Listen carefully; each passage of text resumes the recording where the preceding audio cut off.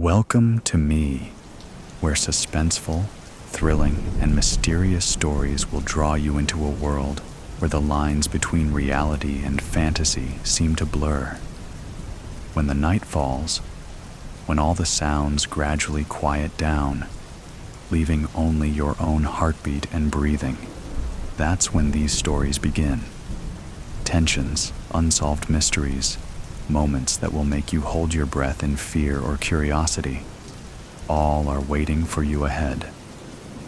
Find a comfortable seat, dim the lights, and let this sound guide you on a journey that is not for the faint of heart. I want each of you to leave a comment sharing where you are in the world. And if you are enjoying the episodes, don't forget to give a like and subscribe to the channel now. Relax. Are you ready? If so, join me in the first story right now. Black and White. The boardroom. 32 students awake in a dark room. The lights flash on. 32 fearful high school students scan their surroundings. They're in a square room. The walls are lovely nature murals. The floor is a large, square black and white checkerboard. And they're in costumes. 16 are black and 16 white. Esther starts the confused students' conversation. "Oh, my lord, where are we?" Barney, the school's head nerd, is dressed in black leather and a crown. "How did I got here?" Johnny, the high school star quarterback, is dressed in white leather and a king's crown. "We, nerd. How did we all get here?" Susie, head cheerleader, adorned in a dazzling black sequined dress and crown, clings to Johnny. "We were all at Dr. Gilbert's party." Jerry, "Right. I remember we all toasted the good doctor's birthday." Jill, "Yes, I can't recall much after that." Billy Joe, "The punch. I bet the punch was spiked." Sally, "How did I get dressed in this?" Mark and Ken are examining the walls, looking for an exit, only to find 2 bathroom doors. Mayview Police The FBI Child Abduction Unit arrives at the Mayview City Police Department. Captain Montaigne, "I appreciate your rapid response." Agent Joseph Klein, "What have you got?" Captain, "There was a party at a Mayview High School mathematician's house on Friday night that the missing teens seem to have attended." Sergeant Billings, "Sir, they're being live streamed." Agent Klein makes a call. Agent Newton, "I need your unit to find this channel's origin. I just linked to you." Live chess. A placard on the wall reads, "Welcome to live chess. 1. This is a standard 12-hour game of chess. 2. Your costume denotes your position and side. 3. Your kings are Johnny and Barney, both well-ranked players. 4. Breaks are 10 minutes each hour. The teens are quiet momentarily as they read, then break into a confusing garble of voices until Ben, a well-known school bully, yells, "Shut up, all of you." They do. He continues, "Who the hell you think you are? I will knock your teeth out." A loud crack sounds out. Ben collapses and slides down a wall onto the floor. Blood oozes from his mouth. Screams fill the room. A door opens, and in walks another student, Henry. A masked man drags Ben back inside the door, then closes it. "Henry, What the hell is going on? Overhead, a voice breaks in. I'm the director and judge. I don't tolerate dissidents. Now that's settled. Let's begin, shall we? Take your positions. White on the wall's time clock side. The frightened, crying teens start moving into position. Sally crying and shaking. I don't know where to go. King Barney. Over there in the second row with Susie, Jill, Mary, Gary, Ken, and Mike. You're all pawns. Voice.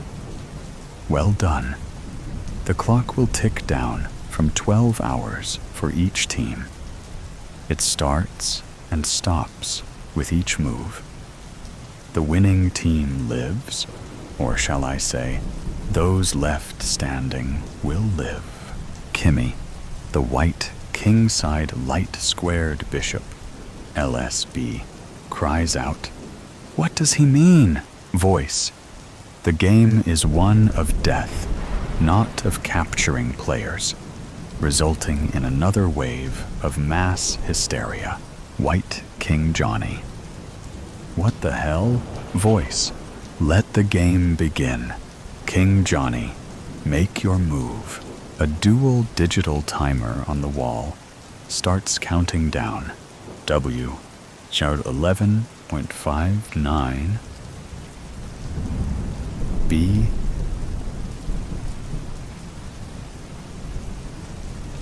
Opening. Johnny, the HS quarterback, confused and shaking, instantly decides pawn to E4. Voice. Johnny, they're more than pawns. They're your classmates. They're living people, at least for the moment. Brings another burst of loud conversing, screams, and crying. Mary runs, screaming, I can't do this. A loud crack echoes throughout the room. Mary halts, drops to the ground, and cringes down into a fetal position. Voice. Mary, that was a warning. Get back, now. She doesn't move. I said, now, Mary. Another crack erupts, and the wall splinters beside her head. Mary screams, then runs back to her square. Johnny, G, Gary, move to the E4 square. Gary, W, where's that? Johnny, 2 squares in front of you. The white one. Gary steps up to the center of the board. Barney, C5. Elizabeth, move up 2 squares. She quickly responds. That's right, the dark square. Voice. Very good. See how easy it is to play and obey. Johnny, you're up. Johnny, knight to F3. Henry, do you play? Henry, yes. Susie, Sally, excuse me, please. And he moves up 2 and over 1 square, as knights do. Barney, knight to C6. Sarah, move behind Elizabeth on the white square. Johnny, Billy, you're our light-squared bishop. Step in front of me to E2. BE2. Strategy. Barney, may I ask a question? Voice. Of course.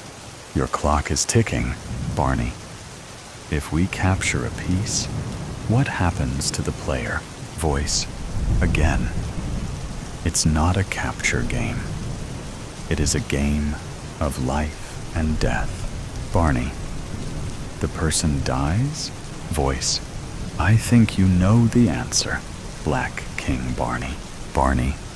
What happens if there is a checkmate without any captures? Voice. The winning team walks away. The losing team, well, they don't. Barney. Can we huddle? Voice. 2 heads are better than 1. Barney. Everyone who plays chess, raise your hand. The black team's bishops, Tamer and Samuel. The knights, Michael and Sarah. And 1 rook, Matthew, raise their hands along with 3 pawns, Eve, Miriam, and Luke. Barney. Okay, let's huddle and discuss our next move. No one moves. Voice. You can converse during your move. The bishops and knights slowly and hesitantly walk over to Barney. Barney. How you doing? Tamar, tears flowing. Scared shitless, of course. The others nod in agreement. Barney. I didn't want to talk about the move. I know the best move with Johnny's Sicilian defense. I want to discuss strategy. If we capture a person, Samuel, they will be shot. Sarah. Who is this psychopath? Luke. His voice is masked, and he knows us. Michael. A teacher? Barney. I think so, but our absence must have the FBI involved. So, if we can draw out the game with no captures, Tamar, kill. This sick will murder them. Barney. Right, so let's make moves to prolong the game. Sarah? Sounds like a good plan. The others nod in agreement. Barney. Okay, good. Michael. Let's play D6. It's a good counter to the Sicilian, and no chance for a kill. Barney. My thought as well. The teens shake in agreement. Billy Joe. Johnny is my boyfriend and aggressive in football and chess. He's good and will go for the win. Sarah. No, he won't. Billy Joe. What makes you think that? Sarah. You. You're on our side. You die if he wins. The players return to their positions. Barney. D6. Miriam. Move up 1 step. W23.55.09. B23. 50.03. Johnny. Rose. You're our king's knight. Move in front of Jill. Barney. Knight to F6 for you, Michael. Michael. Got it. Samuel. You're moving so fast. Barney. It's just the opening. We can slow down during the mid-game. That's expected. Bishop Samuel. Okay, that makes sense. He may get mad if look to be stalling. Johnny. Let's castle. Jill, move beside me, and I'll move to the inside beside you. Barney. Shall we fianchetto kingside? Tamar. Yes, good call. Black king. Barney. Okay, Daniel. Step up 1 square to G6. Next, light squared Bishop Billy will move behind you to G7. And then we will castle. Johnny. Mary. Step up 1 to back up Gary. D3. Blacks. Bishop Daniel slides over to G7. White King Johnny. We're still opening. Our stance in martial arts terms. Bishop Kimmy. Slide in front of Bishop Billy. Black King Barney and Rook Matthew switch sides to castle. FBI. Captain Montaigne. It has been 24 hours since 34 high school students were abducted. Dr. Gilbert's neighbors have only revealed that he had a large cargo truck that was heard leaving his residence in the early morning hours after the party, then disappeared. Agent Klein. Dr. Gilbert is a millionaire who does not need to work. He withdrew vast amounts of cash over the last few years and spent his weekends away. Where to? We are seeking to ascertain, along with tracing the video feed. We see the students are all alive except one. Live chess has gone viral. We are hesitant to shut it down as he may retaliate against the kids. Officer Dave. Yes, he shot one, and Celia is missing. Agent Klein. Perhaps not. Video analysis seems to indicate a scam, a fake death, like in the movies.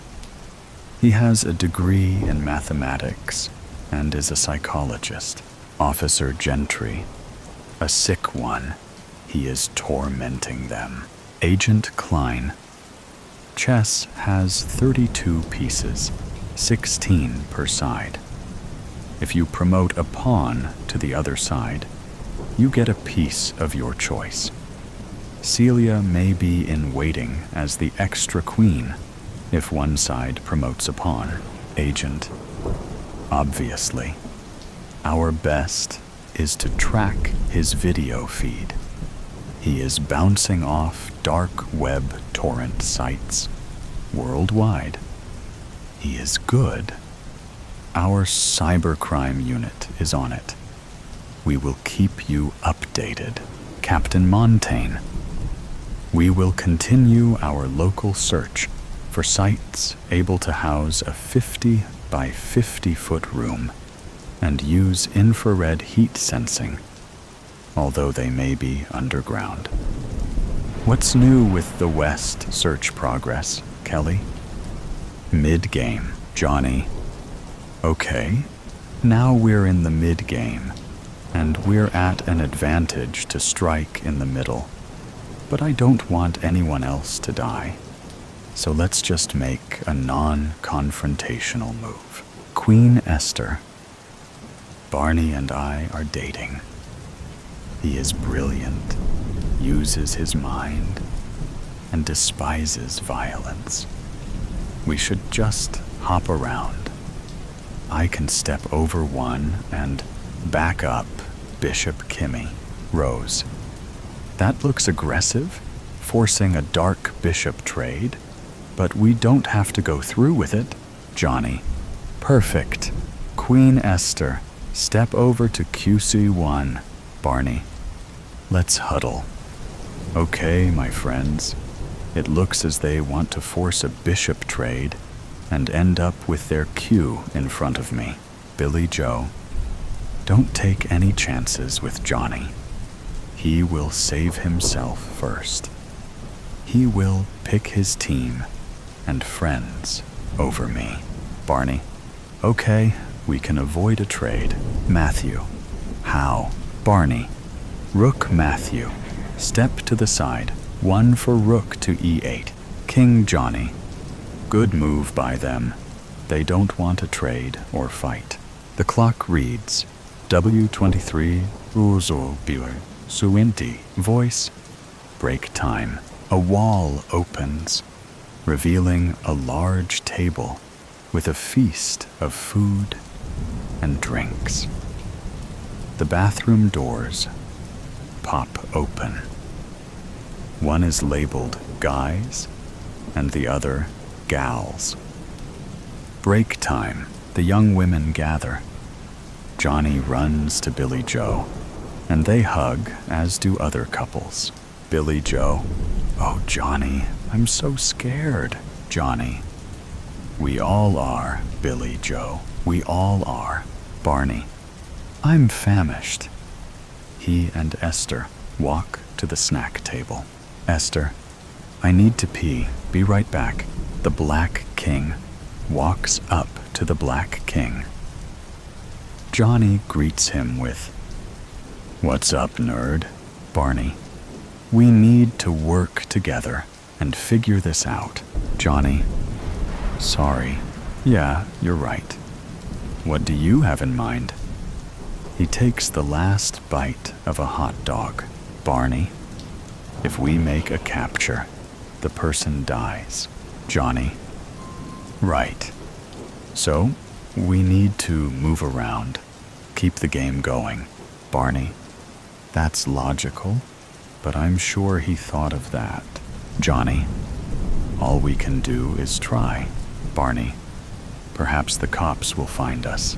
Johnny, the FBI is hunting for us. Barney, right. So let us keep the game going till time runs out. Johnny, okay. We need not to let any side run out their clock. Esther, how do we do that? Billy Joe, make our moves on 10-minute intervals. Johnny, perfect.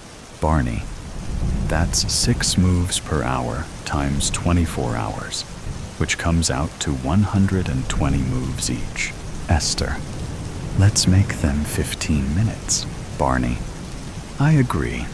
That way we maximize the game length. Esther, watch the clock and pray the FBI finds us. Upstairs, Dr. Gilbert smiles. Breaks over. Back to your positions. King Johnny, your move. Johnny. Hey, Barney. Barney. Yeah, Johnny. I'm really sorry. And I know I can speak for my football team. I'm truly sorry for all the nerd harassment we've given you and your friends over the years. Barney. Ah, heck. Water under the bridge, Johnny. Let's just get through this and let bygones be bygones. The two smile and walk to their sides of the board, both holding back tears to move to loose scenario. The black and white kings and their teams continue the game, making move after move, without players attacking other players. After the 90th move, and with only a few hours left, Dr. Gilbert, whose name was still unknown to the students and video stream audience, finally spoke. Voice. Well, you all have been having fun, right? I'm not stupid, you know. I have been building and planning this game for years. Do you all realize that if this game ends in a draw or stalemate, in other words, when the clock runs out and no kills have been made, do you realize both teams lose? Do you understand what happens to the losers? Barney, no one goes home? Voice, correct. Johnny, what happens if one person is sacrificed? Voice, the team losing the piece loses. If there's a recapture, piece value decides. Break time, it's pizza. W014506, B14609. The exhausted teens had stopped crying many long hours ago. Their mood devolved into hopelessness. Most feel numb. Their conversation was replaced with inward personal reflection. Life before this horrid weekend. Football game fun and laughs. Moments with their friends, their loves, and their families. Upon this new revelation, a lose-lose scenario where at least half will die. The crying and severe depression returned as their end was near. The physically, mentally, and emotionally exhausted teens collapse on the checkered floor and devour 16 large pizzas. Billy Joe, so much for our stalemate plan. We're screwed. Now what are we going to do? Barney, Someone needs to be sacrificed for the rest of us? Esther. No, it's not that simple. Henry. She's right. One sacrifice means the losing team. All of them don't make it home. Billy Joe. Lordy, what are we going to do? Johnny. Flip a coin. The loser takes a hit. It doesn't matter who dies first, as all 16 will be sacrificed. Barney flips. Johnny guesses wrong. Henry. I'll do it. Rose is in a position to take me. FBI, Captain. We just got a call from Jerry's Pizza in Littleford. Somebody just picked up an order of 16 pizzas. Jerry said that was highly unusual. We're running the license plate run now. Agent Klein, get the SWAT team in the chopper. Sergeant Newton. Captain, we have an address. End game. W00010 B00010. Billy Joe. Time to make the call, Barney. Barney. I can't. Billy Joe. Tears in her eyes. I know. It is either half of us or all of us. Barney. Rose, walk over to Henry's Square. Rose, tears flowing. No, I won't be able to live with myself. Billy Joe. None of us will. Rose, none of us. Barney, angered. We'll all forever be haunted. Night Rose slowly moves up 2 squares, over one, and steps into Henry's Square. Oh, Henry, I'm so sorry. Henry. Rose, I volunteered. You're not to blame. Voice. Barney, you're up. Barney. What do you mean? Voice. It's time to slay. Barney. So, go ahead. Live with your cruelty. Voice. Oh, not I, your kingship. Barney. What do you mean? Voice. You as king chose. You as king follow through. Barney. I will not murder. Voice. You may have Rose perform the deed. Barney. I will not. Voice. Do you choose a draw? Barney. Help. Everyone. What do I do? Voice. Tick, tick, tick. Barney. Let's vote. A team vote. Voice. Ah, a king chooses democracy. How noble. Barney. Those in favor of a draw walk to the other team. Those who want me to murder Henry and everyone on their side dies remain here. The room, filled with stunned, angered, and crying teens, suddenly turns into a loud, confusing uproar. Miriam breaks the hysteria, yelling out, "Quiet, everyone, please." The room quiets. Miriam, well known for her environmental protests, continues, "I say, all of us. Personally, I could not live with myself, knowing I chose to be part of a murder. To murder any of you. I suggest we all join hands and refuse to put up with this madman's sick game any longer." Gary, "No way. We don't all have to die, only half." Sally takes Gary in her arms and hugs him. He struggles and then collapses, crying. Quiet mumbling now fills the room. Matthew takes Miriam's hand into his, followed by Rose, until finally 32 teens sit in the middle of a sizable black and white game board. Some have been friends since early childhood, some lovers, some enemies, for various reasons that seem silly now. 32 colored teens, white, yellow, red, black, and brown, sit quietly, looking around at their peers' multi-ethnic faces.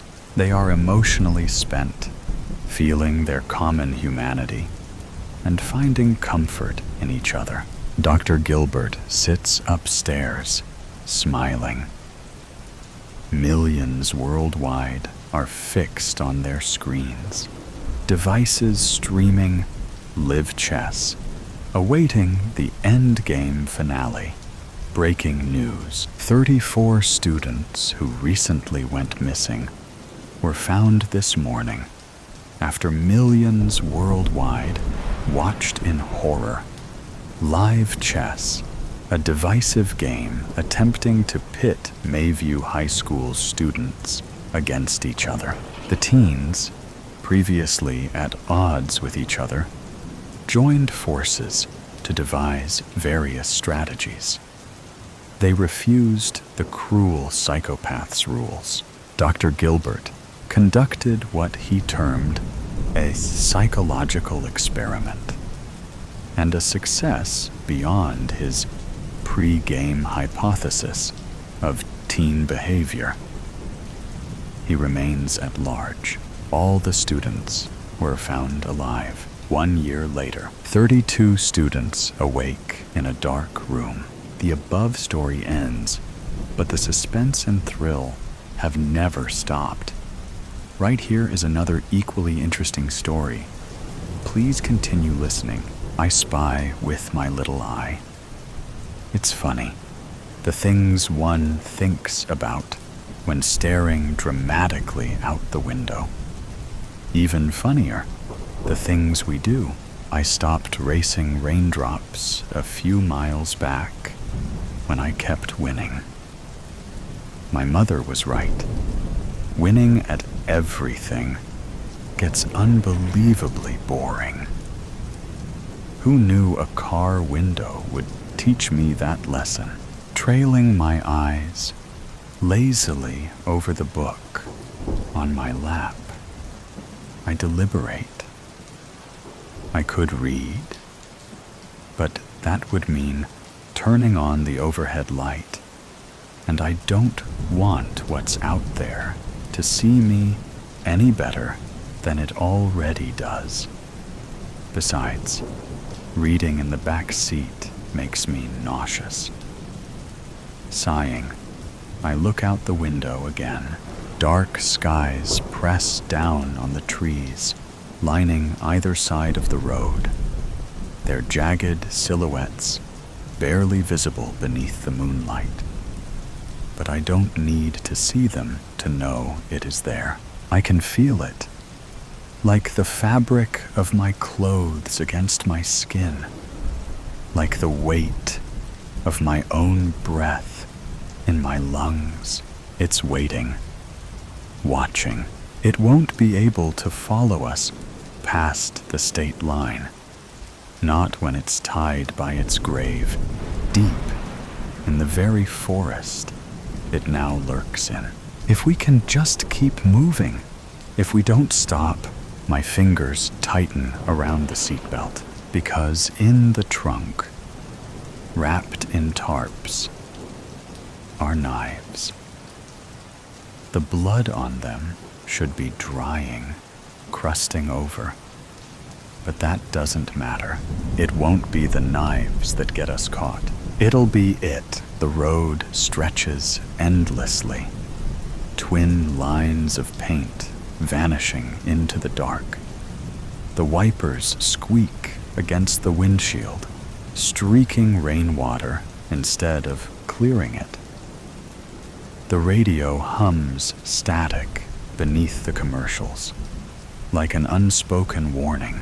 To whom, though? You see it? Bex asks beside me. Out of the four of us, she's freaking out the worst.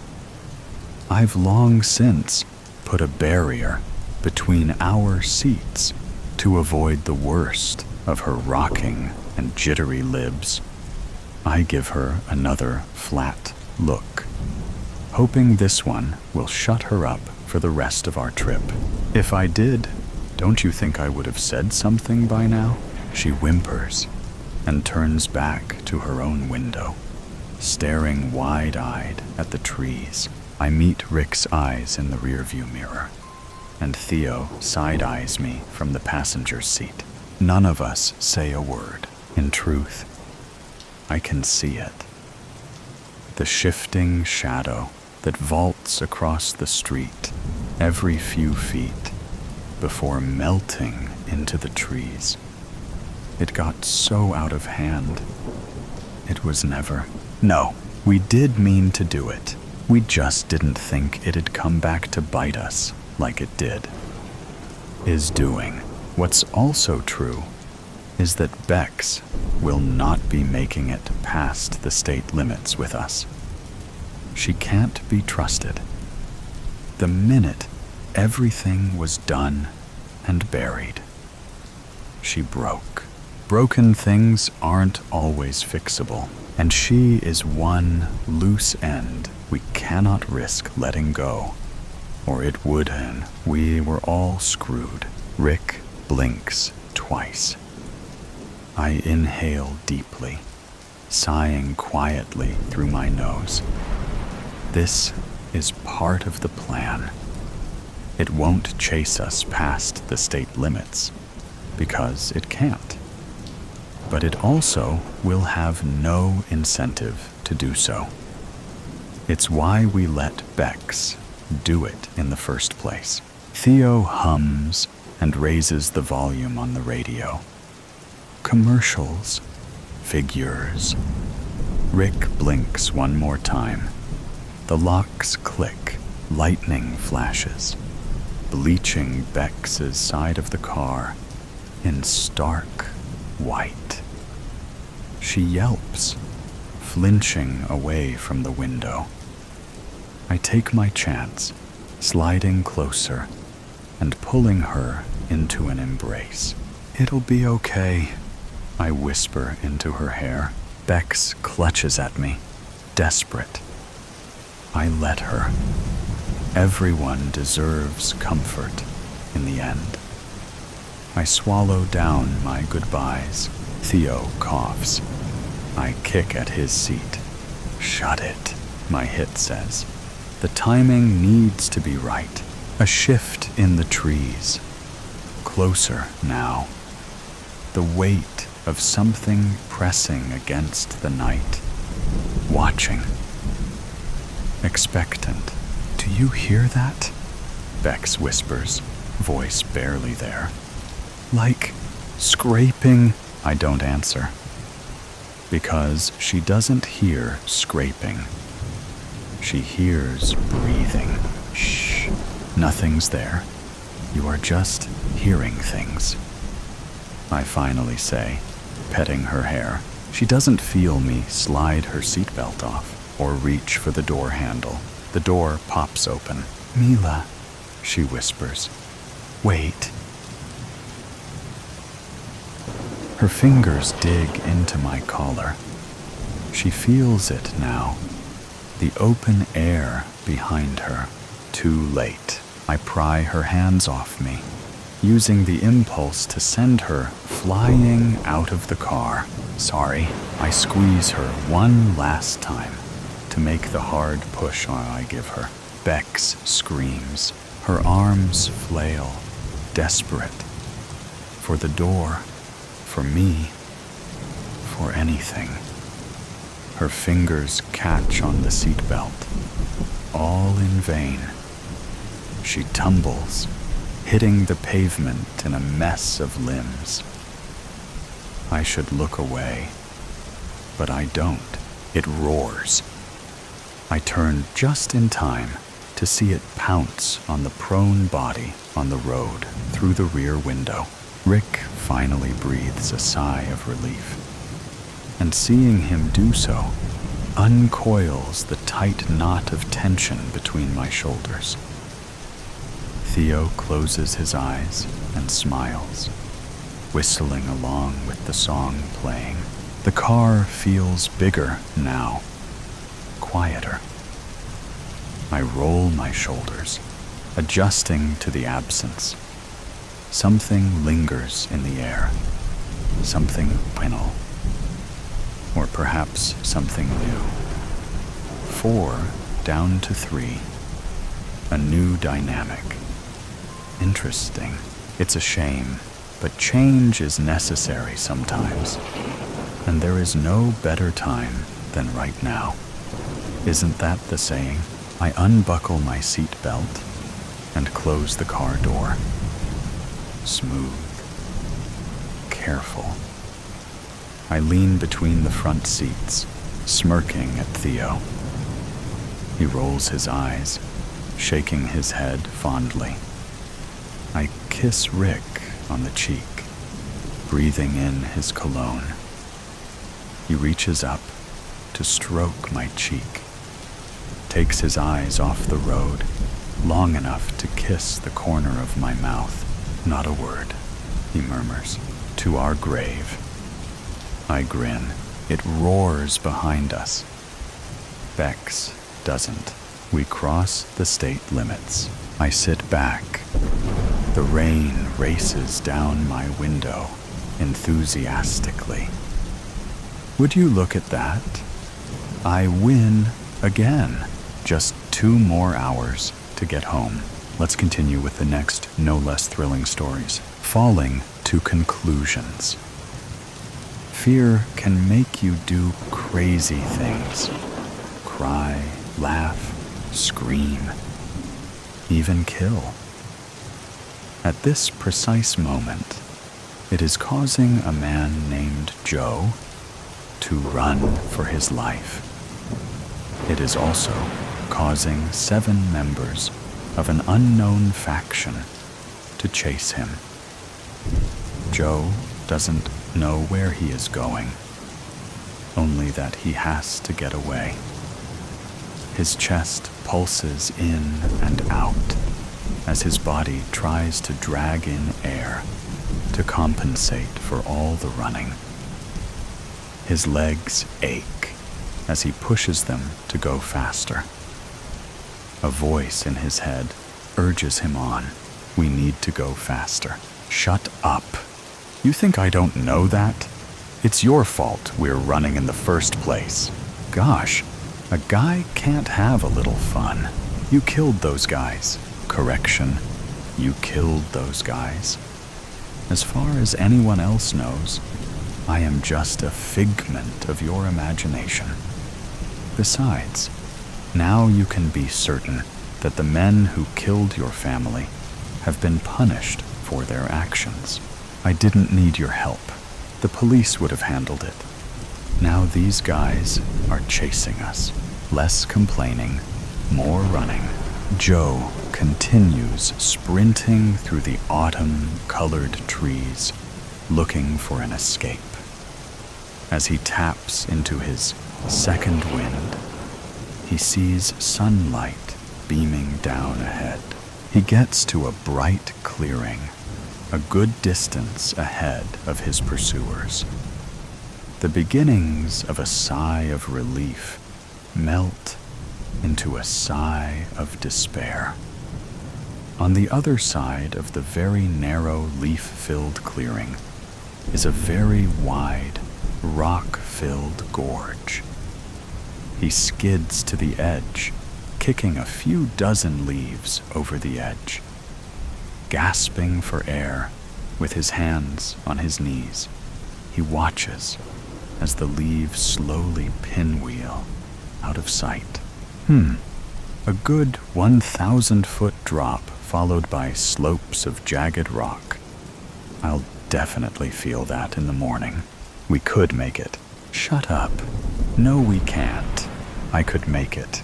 Well, I can't. He takes a step back and puts his hands behind his back as he tries to catch his breath. As he turns around, a single man wearing green, brown, and black fatigues skids into the clearing. He sees Joe and raises his assault rifle. The gun trembles slightly as the soldier trains it on him. Joe watches as the nervous soldier's finger tightens slightly on the trigger. A single bead of sweat slides down the soldier's forehead as he begins to talk. We're gonna need you to come with us. I'm afraid I can't do that. That's right. Tell him. We aren't going anywhere with him. Puh, please, we're not gonna hurt you. I find that hard to believe. If I remember correctly, you guys were shooting at me not too long ago. Come on. There's only one of him. We can take him. We just want to talk to you. Do some tests. Ask some questions. What if you don't like what you hear? What if your tests and your questions don't get you the answers that you want? What then? Huh? Why haven't we killed him yet? Would you shut up already? Who are you talking to? Nobody, okay. I think I'll decline. Wow. I didn't think you had it in ya. That is not an option! A different voice booms from within the trees. The rest of the group bursts into the clearing, all wearing matching fatigues. Their assault rifles are all trained on him. Just answer me one question. Why do you have to be able to explain everything? Why do you have to know how everything works? Joe yells, with tears of anger welling up in his eyes. Are you crying? What a baby. How about less crying and more killing? If it isn't normal, let's chase it down and shoot at it with automatic weapons and force it to cooperate. Find out how it works by any means necessary. You people disgust me. If you don't kill them soon, I will. Would you shut up already? Sir, I don't know who you are talking to, but we can do this the easy way, or we can do this the hard way. Well, as my mother always said, if it's not hard, then it is not worth doing. Whoa, what are you doing? They are looking for a reason to kill us. If they kill me, you die too. As Joe says this, he slowly takes his hands from behind his back. A 40-inch, sleek, razor-sharp, black katana is held firmly in each hand. As they see the blades, their fingers squeeze the triggers. Volleys of bullets fly towards Joe, each trying to reach the target first. His swords move lightning fast as he takes into account where on his body they are aiming and tries to deflect as many bullets as possible. Despite his efforts, he's breathing through a couple new holes by the time they need to reload. They watch anxiously as Joe stumbles forward. The sword in his left hand sticks into the ground and keeps him from falling all the way to the ground.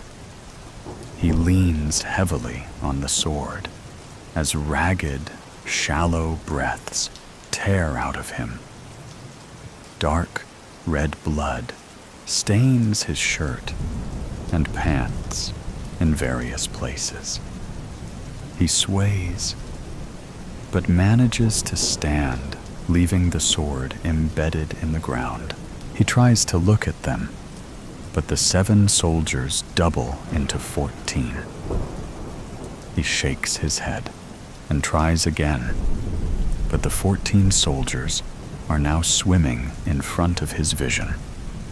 He settles on focusing on the group as a whole, seeing the forest, not the trees. Did I pass the test? Oh well, my answer is still no. If you want my body, you'll have to fetch it. Joe slurs. You are seriously losing it. You are going to get us killed. No, don't! Joe spreads his arms and falls backwards off of the cliff. The soldiers dash to the edge and see him falling. He watches as the edge of the cliff and their faces shrink away from him. The wind whips his clothes wildly as it accelerates past him. He closes his eyes, slows his breathing, and concentrates. Suddenly, the sound of the wind slows and then stops. He opens his eyes and sees that he is now floating in mid-air. A faint glow and a quiet hum emanates from his left hand. He looks down and sees that about 5 feet under him is one particularly sharp shard of black rock that would have ended up right through his chest. He also notices that his vision has blacked out on the edge. Something was wrong. What did you do? I took over. It's obvious that you were on a suicide mission with that little stunt you pulled. I did too much work to get this body to just let you destroy us like this. He contemplates his grisly death for a second before reorienting himself. Using the power from his hands, he zooms back up towards the cliff edge.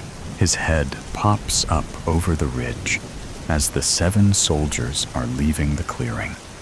They walk slowly and lackadaisically back into the trees in a single file line.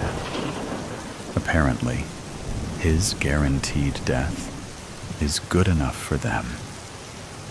His anger intensifies with this nonchalant disregard for him as a person. The fact that they don't really care about retrieving the body pisses him off. They even left his sword exactly where it got stuck in the ground. The nails on his right hand dig into his palm as his grip tightens on the sword. The angry look on his face morphs into a grin. He is going to enjoy what is about to happen. He floats back onto the cliff and lands silently on the ground. He quietly picks up his second sword and zips to the soldier, bringing up the rear. In one swift moment, he puts one sword through his back and uses the second sword to separate his head from his body.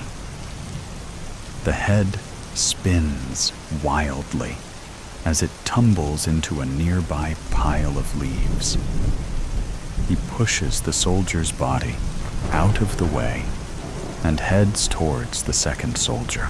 The second soldier gets cut down in one stroke, starting from his right shoulder and ending at his left hip. As the top half of the body slides away diagonally from the bottom half, Joe sees that the other soldiers have become aware of his presence. Their eyes widen and their mouths hang open as they realize the man that they thought was dead is still very falling to conclusions. Fear can make you do crazy things. Cry, laugh, scream, even kill. At this precise moment, It is causing a man named Joe to run for his life. It is also causing 7 members of an unknown faction to chase him. Joe doesn't know where he is going, only that he has to get away. His chest pulses in and out as his body tries to drag in air to compensate for all the running. His legs ache as he pushes them to go faster. A voice in his head urges him on. We need to go faster. Shut up. You think I don't know that? It's your fault we're running in the first place. Gosh, a guy can't have a little fun. You killed those guys. Correction, you killed those guys. As far as anyone else knows, I am just a figment of your imagination. Besides, now you can be certain that the men who killed your family have been punished for their actions. I didn't need your help. The police would have handled it. Now these guys are chasing us. Less complaining, more running. Joe continues sprinting through the autumn-colored trees, looking for an escape. As he taps into his second wind, he sees sunlight beaming down ahead. He gets to a bright clearing, a good distance ahead of his pursuers. The beginnings of a sigh of relief melt into a sigh of despair. On the other side of the very narrow leaf-filled clearing is a very wide, rock-filled gorge. He skids to the edge, kicking a few dozen leaves over the edge. Gasping for air, with his hands on his knees, he watches as the leaves slowly pinwheel out of sight. A good 1,000-foot drop followed by slopes of jagged rock. I'll definitely feel that in the morning. We could make it. Shut up. No, we can't. I could make it. Well, I can't. He takes a step back and puts his hands behind his back as he tries to catch his breath. As he turns around, a single man wearing green, brown, and black fatigues skids into the clearing. He sees Joe and raises his assault rifle. The gun trembles slightly as the soldier trains it on him. Joe watches as the nervous soldier's finger tightens slightly on the trigger. A single bead of sweat slides down the soldier's forehead as he begins to talk. We're gonna need you to come with us. I'm afraid I can't do that. That's right. Tell him. We aren't going anywhere with him. Please, we're not gonna hurt you. I find that hard to believe. If I remember correctly, you guys were shooting at me not too long ago. Come on. There's only one of him. We can take him. We just want to talk to you. Do some tests. Ask some questions. What if you don't like what you hear? What if your tests and your questions don't get you the answers that you want? What then? Why haven't we killed him yet? Would you shut up already? Who are you talking to? Nobody, okay. I think I'll decline. Wow, I didn't think you had it in ya. That is not an option! A different voice booms from within the trees. The rest of the group bursts into the clearing, all wearing matching fatigues. Their assault rifles are all trained on him. Just answer me one question. Why do you have to be able to explain everything? Why do you have to know how everything works? Joe yells with tears of anger welling up in his eyes. Are you crying? What a baby. How about less crying and more killing? If it isn't normal, let's chase it down and shoot at it with automatic weapons and force it to cooperate. Find out how it works by any means necessary. You people disgust me. If you don't kill them soon, I will. Would you shut up already, sir? I don't know who you are talking to, but we can do this the easy way, or we can do this the hard way. Well, as my mother always said, if it's not hard, then it is not worth doing. Whoa, what are you doing? They are looking for a reason to kill us. If they kill me, you die too. As Joe says this, he slowly takes, and the next story will be told right away. Please listen carefully. Late for rest. This story centers around death. I'm late, she thought, as she ran for the bus. Her friends would say that was her life's motto. Amelia scrambled on the bus, trying not to jostle anyone. She had been given a final warning about not getting to work on time, and knew her boss was serious. She was good at her job. But this city had over 2 million people. She could be replaced. In fact, she was one of many autopsy technicians who were employed at her job. She enjoyed working with her colleagues and liked working under her supervisor. The problem was, on top of being a natural procrastinator, she was in school full-time while working full-time. But this was her last semester. Her goal was to become an ME. She had always been interested in true crime as a kid and spent her free time watching the ID channel. Her first interest was in forensic science because she wanted to investigate crime scenes. But death and dead bodies never bothered her, and she started working in the morgue as an undergrad, which spurred her interest in forensic pathology. It was then that she learned she was gifted in reading corpses. All those years of hearing about petechiae, cyanosis, and lividity became useful. She could read bodies like a book. That, combined with her proclivity for stockpiling information about diseases and murder, made her a veritable glossary of forensic pathology. Amelia was well liked at work because she was knowledgeable and friendly.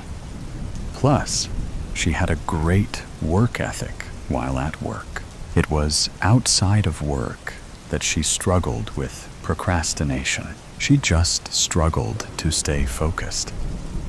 If she had an assignment to do that required research, she'd end up going down rabbit holes on a side topic that caught her eye.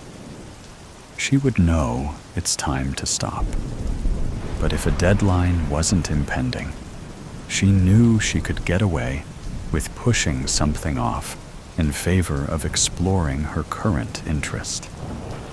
This habit is what created such a wealth of knowledge for her. Unfortunately, it also made her have to do everything last minute or even late.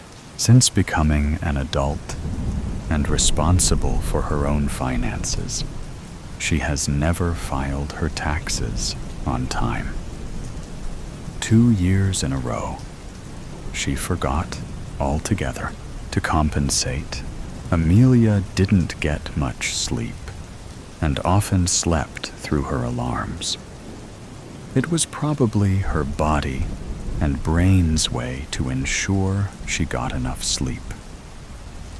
Her boss didn't care how good of a worker she was if she continuously showed up late. She understood that, yet she still struggled to alter her habits. On top of that, she couldn't stay late because of her grad research. She had a thesis to finish and defend. Amelia lived in a state of guilt and shame over not being better at time management, but figured she'd have time to learn how to get better at it later. Today, it was important to not be late. There was still a possibility of making it on time. She missed her first bus, but ran full speed 6 blocks to catch a different one. She had a chance to rest before her stop, and then she'd have to sprint again for the light rail. It was a tight plan, requiring more physical exertion than she was used to, especially outside in Houston in the summer. But it was better to turn up drenched in sweat than late. For once, Amelia made it to work on time, and surprisingly, she wasn't sweating or even tired. Smiling to herself, she walked into the lab, expecting a few comments razzing her for unusual timeliness. However, everyone looked stern. This wasn't unusual in a morgue where many unfortunate events cause bodies to end up here. It was especially hard when it was a child or a victim of a violent assault. Or worse, a child who was a victim of a violent assault. Occasionally, a friend or relative of one of her colleagues came through. Everyone was very professional, but an underlying awkwardness was always present. Amelia approached the body they were centered around. She looked down at herself. Shock doesn't begin to describe what she felt. Confusion, of course, was also a dominant reaction. Was this a prank? The level of cruelty involved in doing something like this as a prank was beyond her comprehension. "What the fuck?" she yelled. For once, she was not late. And this is how they treat her. No one turned to look at her or even responded. "How the fuck did you do this?" Doubt started to flood in. She grew up in the foster system. Did she have a sister she didn't know about? Did she have a twin?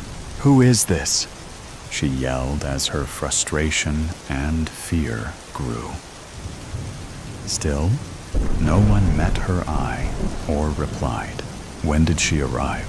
her colleague Nate asked. "Half an hour ago," Mike, her supervisor, replied. For once, she was early. "What the actual fuck, guys?" "You are going too far," she screamed. She liked these people. How could they be so cruel? Was this supposed to be some kind of lesson for her extreme tardiness? Like an extreme example of what could happen if she continued living her life always running late. Ironically, I believe she was hit by a bus while she was running for a different one, Mike suggested. "Wow, death by bus," Angela quipped. "This is sick. It's not funny. Who is this?" she cried. Mike stepped back right into her, literally into her. It was slowly dawning on Amelia that this wasn't a prank. She looked down at the corpse that was obviously hers. She was dead. She was hit by a bus. It was unfathomable, but she still had a lot to do. "I don't think there is a need for an autopsy," Mike announced. Slowly, everyone turned away, and Amelia took the chance to step closer to her body. "Wait!" she exclaimed. No one listened. Amelia remembered her last moments. She had gotten in an argument with a man near the bus stop. His attempt at catcalling was graphic and disturbing, and she told him, "Shut the fuck up, creep." He retorted with a comment suggesting she needed to be raped. "What the fuck is wrong with you?" Amelia demanded. "You're an uptight bitch who needs a good dicking down, whether you want one or not," he replied. "I don't have time for this," she mumbled to herself while looking around for help. She saw a cop car across the street and started to head that way. She had to pause because a bus was rapidly approaching her stop. The last thing she remembers is being pushed. "This was not an accident," she yelled at her colleagues. Desperation set in as she realized this would be recorded as an accident instead of the murder it was. Legally, it was probably manslaughter, but when you're the one killed, you feel murdered, not manslaughtered. Her colleagues continued to go about their business as Mike filled out the paperwork. "Please look again, Mike," she said as she peered over his shoulder. She watched him type the details, or her death, which she found the most surreal event of the day. "Please," she whispered again, before going to look at her body for evidence that she had been pushed. She needed someone to turn herself over. She even reached out herself, but in her non-corporeal state, there was nothing she could do. She cried tearlessly as she lost hope. "I feel we should do something more for Amelia," Angela said. "Like plan her funeral," Mike suggested. She had no family. "I was thinking more along the lines of an autopsy," she offered. "Amelia would have wanted one." It's true. Even if she hadn't suspected an attack, she still would want an autopsy. She had already planned for her body to be donated to the body farm when she died. She had lived a life of science and wanted to continue in death. "You're right," Mike said. Before getting up, he changed the paperwork to justify an autopsy. Amelia waited as patiently as she could until it happened. Her body was finally rolled over, and there were marks indicating that she wasn't just pushed, but punched in the back with 2 fists. "Holy shit," Angela remarked. Stunned, the whole team began discussing possibilities as Amelia felt herself being pulled away. "No, I don't want to go," she cried. This would be the final rabbit hole she'd ever go down, and the most important one to her. She fought against this invisible force, tugging her away, because her interest was piqued. She had to know that they solved this crime. The cops needed to know, to look at security cameras so they could find this guy. She physically felt like she was in a game of tug of war, with her soul being the middle of the rope. Finally, one last tug pulled her away. There's at least one place she could not be late for. Just when you think all the weird stuff has been told, the next story will make you think again. Late for rest. This story centers around death. I'm late, she thought, as she ran for the bus. Her friends would say that was her life's motto. Amelia scrambled on the bus, trying not to jostle anyone. She had been given a final warning about not getting to work on time and knew her boss was serious. She was good at her job, but this city had over 2 million people. She could be replaced. In fact, she was one of many autopsy technicians who were employed at her job. She enjoyed working with her colleagues and liked working under her supervisor. The problem was, on top of being a natural procrastinator, she was in school full-time while working full-time. But this was her last semester. Her goal was to become an ME. She had always been interested in true crime as a kid and spent her free time watching the ID channel. Her first interest was in forensic science because she wanted to investigate crime scenes. But death and dead bodies never bothered her. And she started working in the morgue as an undergrad, which spurred her interest in forensic pathology. It was then that she learned she was gifted in reading corpses. All those years of hearing about petechiae, cyanosis, and lividity became useful. She could read bodies like a book. That, combined with her proclivity for stockpiling information about diseases and murder, made her a veritable glossary of forensic pathology. Amelia was well liked at work because she was knowledgeable and friendly. Plus, she had a great work ethic while at work. It was outside of work that she struggled with procrastination. She just struggled to stay focused. If she had an assignment to do that required research, she'd end up going down rabbit holes on a side topic that caught her eye. She would know it's time to stop.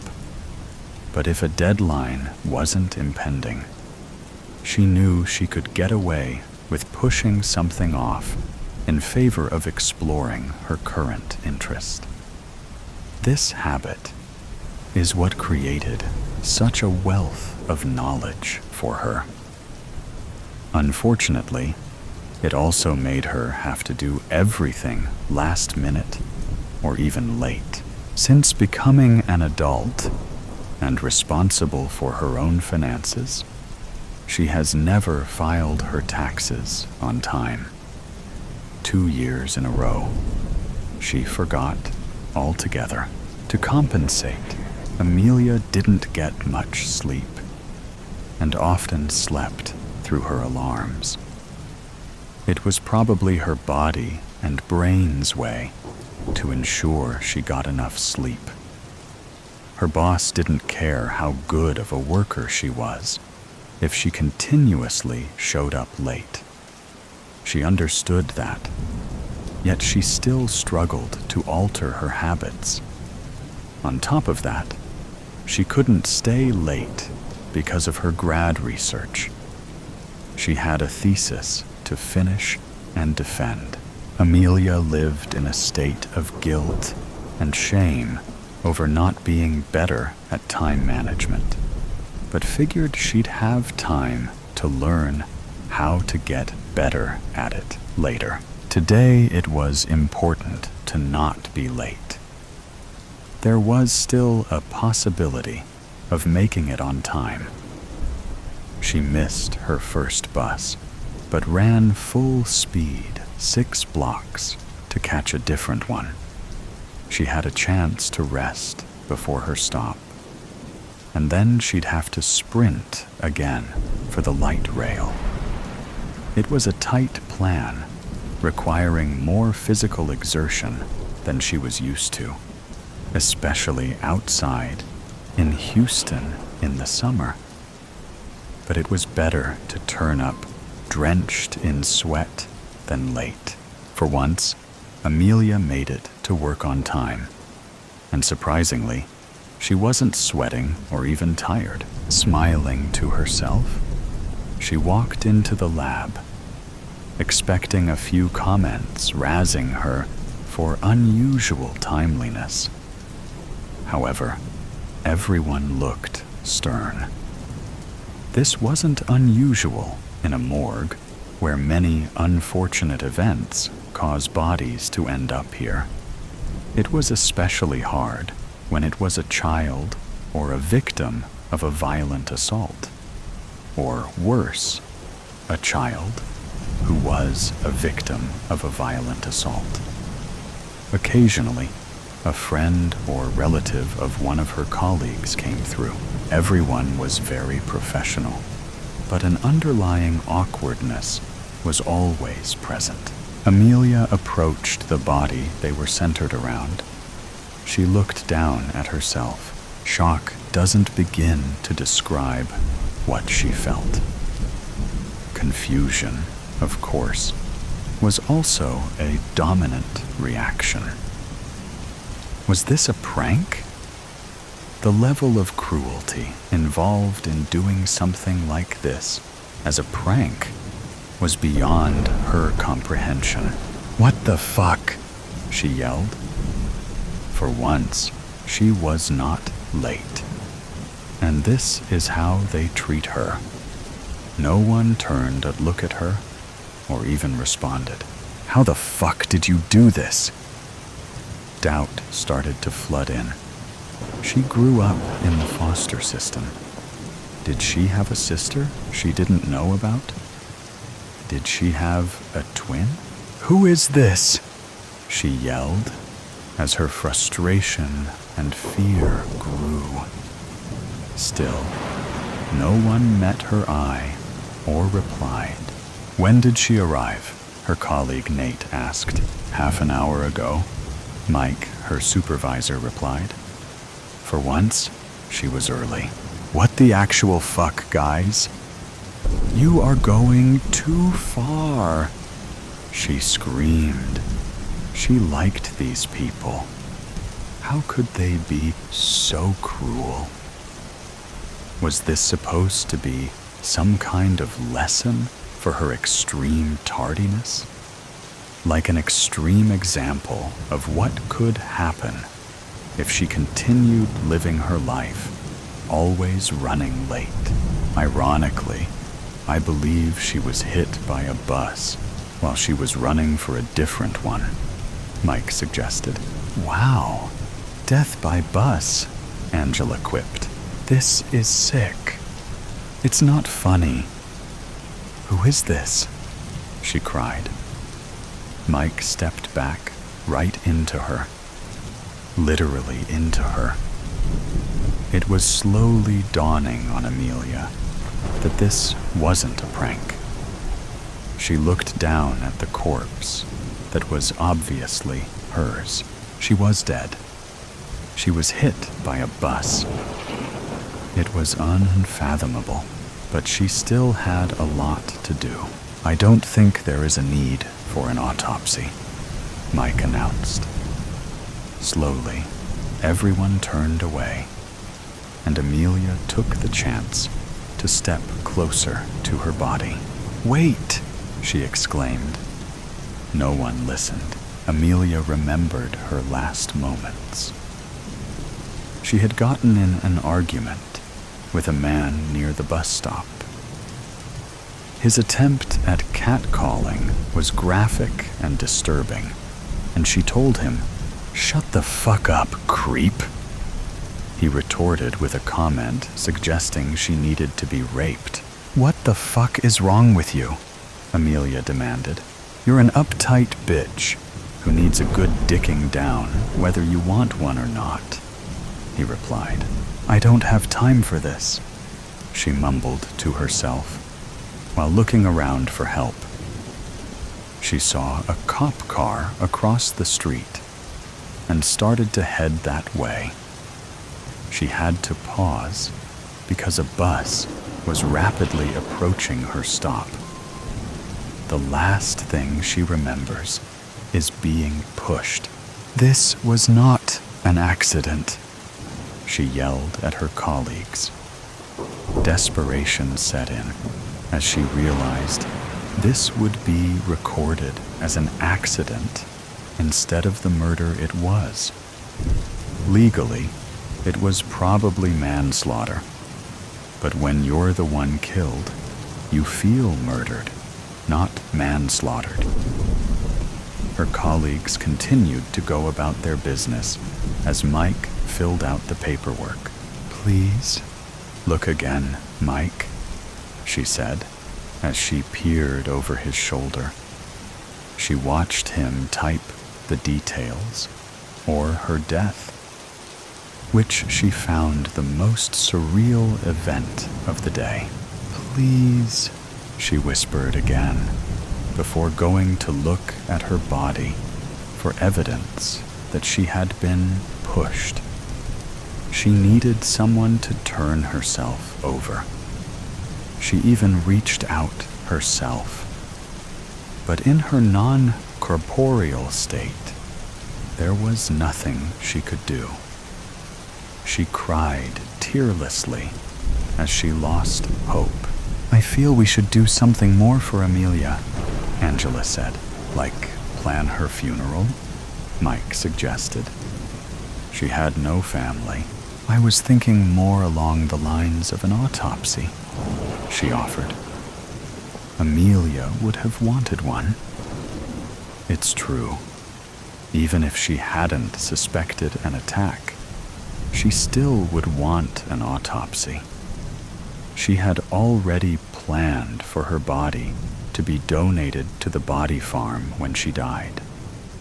She had lived a life of science and wanted to continue in death. "You're right," Mike said.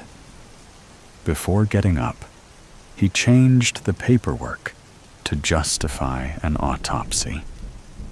Amelia waited as patiently as she could until it happened.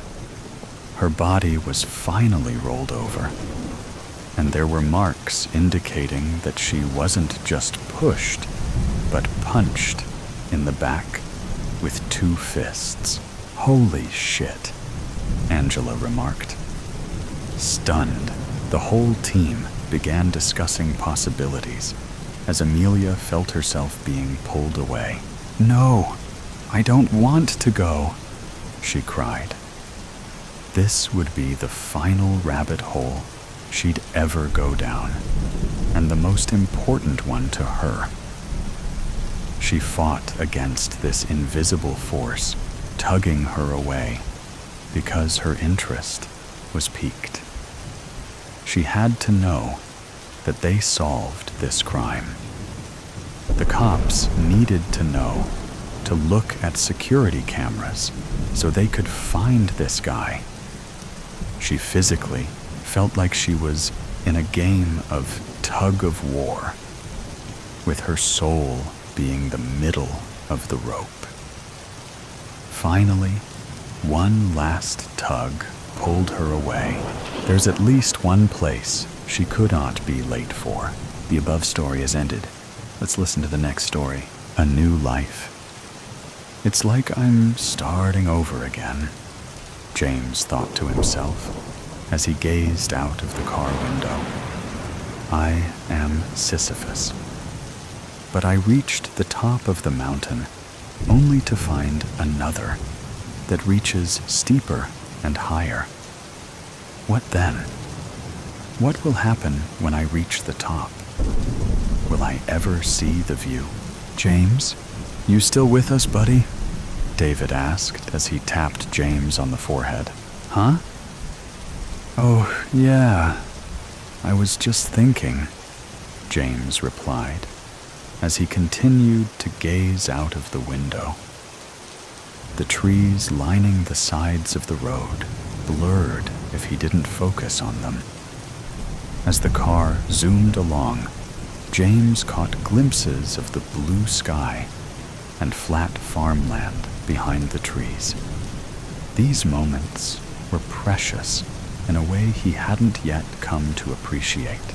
Jimmy, snap out of it, Caitlin, David's girlfriend, replied.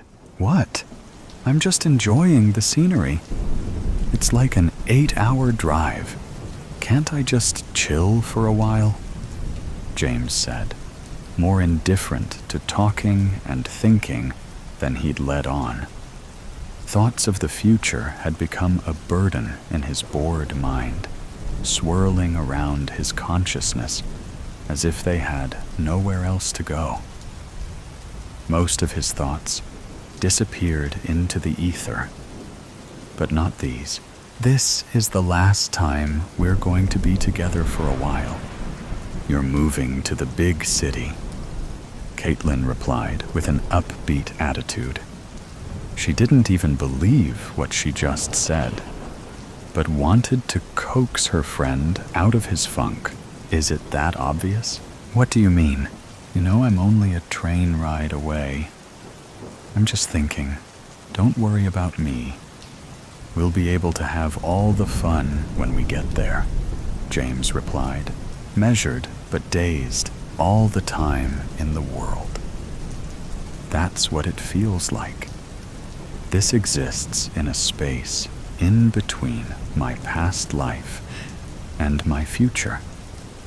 This trip is all in the present, my moment of a finite infinity. For these last few days, my mind is exactly where it needs to be. And for that, I step outside of the bounds of time and into my own world. Will you miss all of this while you're in that concrete jungle for weeks or months at a time? David asked him.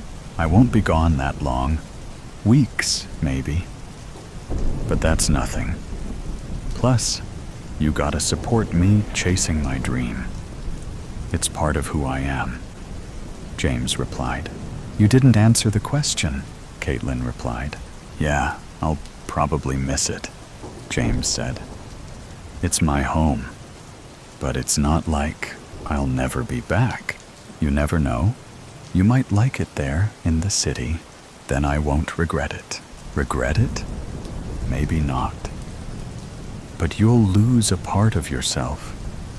Is it worth that sacrifice? I haven't even left yet. That's a pretty big assumption. Do you like who you are? Caitlin asked. What is this? James said. I thought this was a road trip, not an intervention. You didn't answer the question again. Why do I owe you an answer? Why right when you ask? That's pretty personal. No matter how long I've known you, you know where we're going, what we're going to do. You need to answer. We need to know. Why? Ugh, fine. Yes, I do. I do like myself. See, was that so difficult? No. But it was a lot of pressure on the answer. Do you feel the release? The release of confession? I guess. Exactly. I knew you'd be a great fit. Where are we going?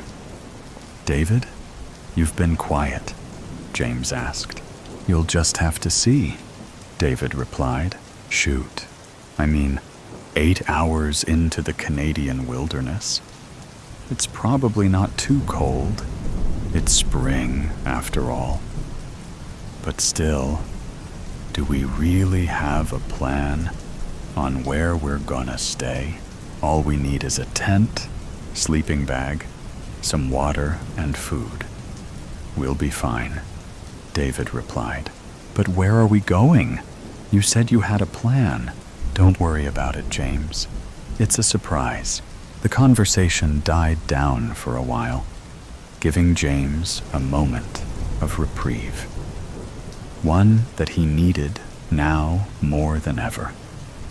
His introspective nature, combined with the uncertainty he was feeling with his friends, was beginning to take up more space in his mind. Maybe, I don't know, Dave and Kate as well as I thought. We've only been friends for a year or so, but I thought that was long enough.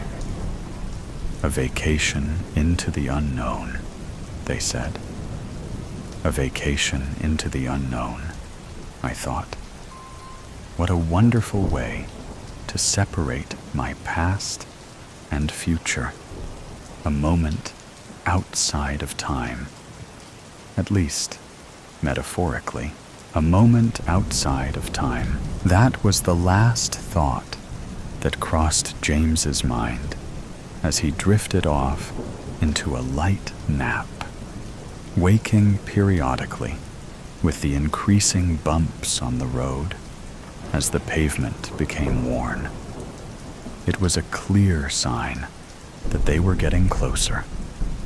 The harsh winter weather would break down the concrete year after year until it turned into rubble. Where are we?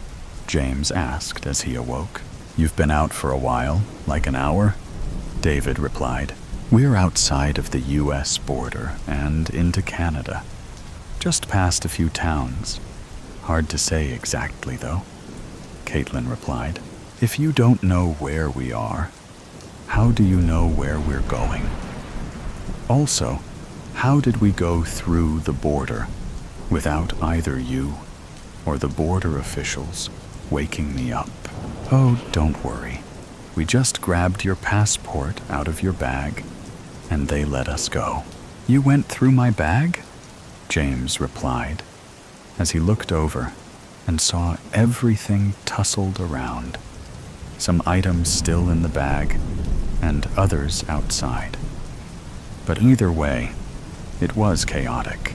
How did I sleep for so long? I just took a sip of my water and passed out. Don't worry so much. We were just trying to let you sleep. With all the time we have left, we figured you wouldn't mind putting your bag back together. Wait, how long was I out? Where's my phone? That clock doesn't seem right. The views outside the car had turned into green trees, but instead of farmland behind them, there were just more trees. They kept whizzing by, but if he focused on the mountain painted across the sky in front of him, everything was steady, and the trees were clear. The north face. That's what they've been talking about.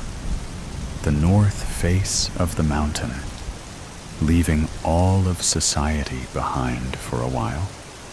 Nobody exists on the other side of that mountain. We will become truly alone. Is that why I've been thinking of this? James, you got all quiet for a moment, David asked. I just spaced out. My bad, James replied. Yeah, don't worry about my bag. Thanks for letting me sleep. The mountain grew larger as they approached. Seemingly every few minutes, there was a noticeable change in the horizon. The mountain is growing, but the clock is barely changing. How is that possible? It's like we've driven hours in minutes. The closer we get, the faster everything seems to speed up. Where the hell am I? What's going on here? We're here. Caitlin said with a tone of excitement and playfulness. James opened the car door and stepped outside. It was like nothing he had ever seen. The mountain was all around them, like a cylinder cut out of rock, as high as he could see. The car was in a clearing, but broadly. There were more of the green coniferous trees that surrounded the mountain. It was dark outside, and as James craned his neck towards the sky, the constellations were so luminescent. From the moment that I stepped out of the car into this other world, I couldn't hear a sound. It was so quiet, like shifting between realms. But now, all I can hear is the sound of that hum. James's thoughts became frantic. A consistent hum. Sometimes voices. More voices. Chaotic whispers echoing across the open cavern. Where are David and Caitlin? The trunk is open. But they're gone? How is that possible? What am I doing in these clothes? What am I doing here? What's this? A red robe? I see the smiles coming out of the trees. The voices are getting louder. Please, God, give me a chance to climb that mountain. I want to be Sisyphus again. I know where I am now, and all I want to do is be back home, ready to go to the concrete jungle, ready to climb the mountain. The next story will begin now. Lucien in the sky with diamonds. I really should have realized how vindictive Heather could be. What is that saying? Hell hath no fury like a woman scorned. When she found out I was seeing someone else and had traded her in for the other woman, a younger, prettier model, I just know that it was that very moment that she decided to exact her revenge. Unfortunately, Heather knows all of my secrets, including the biggest one of all. The fact that I am a world-renowned jewel thief who has recently completed one of the largest heists of the century. The theft of the Weatherby diamonds. Yes, I stole the necklace quite smoothly and easily from its display case at the art museum. I won't go into all of the meticulous details of how I managed to pull off the job. Let's just say that I know exactly what I'm doing, and I plan everything to the nth degree. All of my operations normally run like a well-oiled machine. That is, if no one interferes with my flow. But no, Heather just had to throw a monkey wrench into my work. I have to take ownership of it, however. It was entirely my own fault. I got careless for a brief moment and let my guard down. One night when I was feeling quite loose and relaxed, admittedly, I had also drunk too much wine. I had bragged to her of my prowess as a jewel thief. I probably also promised her the moon and stars at the time. Later, of course, when I dumped her, she used that information to cook my goose. I just know that she squealed on me and is responsible for my current predicament. I am now on an Air France flight, ready to depart to my native Paris. sweating like a pig because I'm afraid that I've been spotted by the cops. I just know that it's Heather who told. Why else would I be targeted this way? I have always been one to remain incognito, to fly under the radar, so to speak. Thus, the only logical conclusion I can arrive at is that she is the one who turned me in. Now the cops are surely out to get me. They are at this very moment rapidly approaching my seat. The Weatherby diamonds are set with precision into a choker valued at several $1,000,000. A choker that I am now wearing as I sit here prepared for takeoff.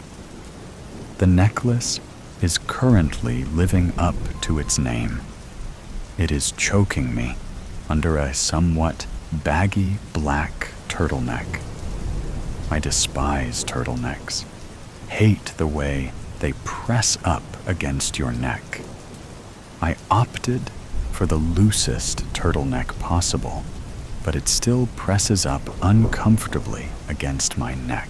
The combination of the choker necklace and the turtleneck are almost more than I can bear.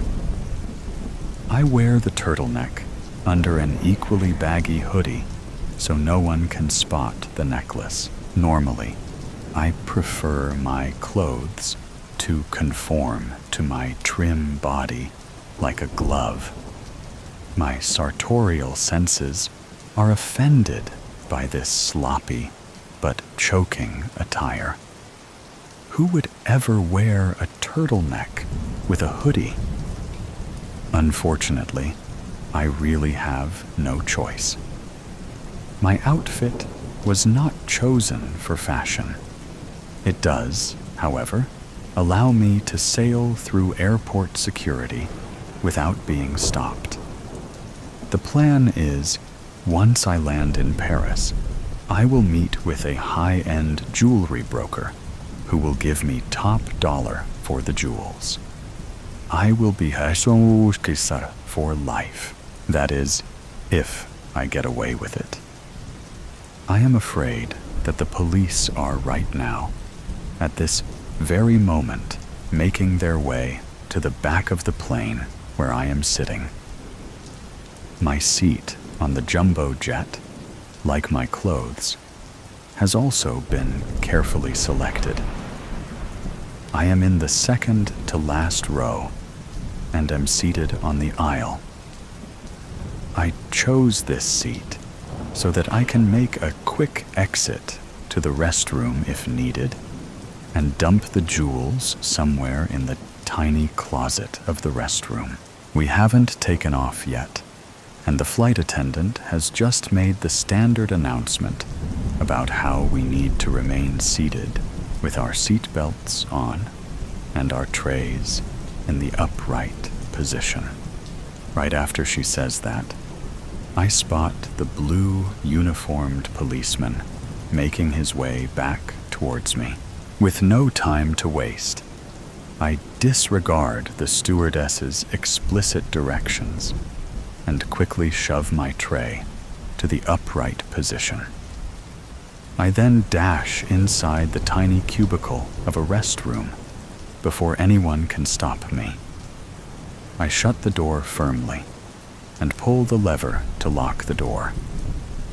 I really need to find a hiding spot for the necklace.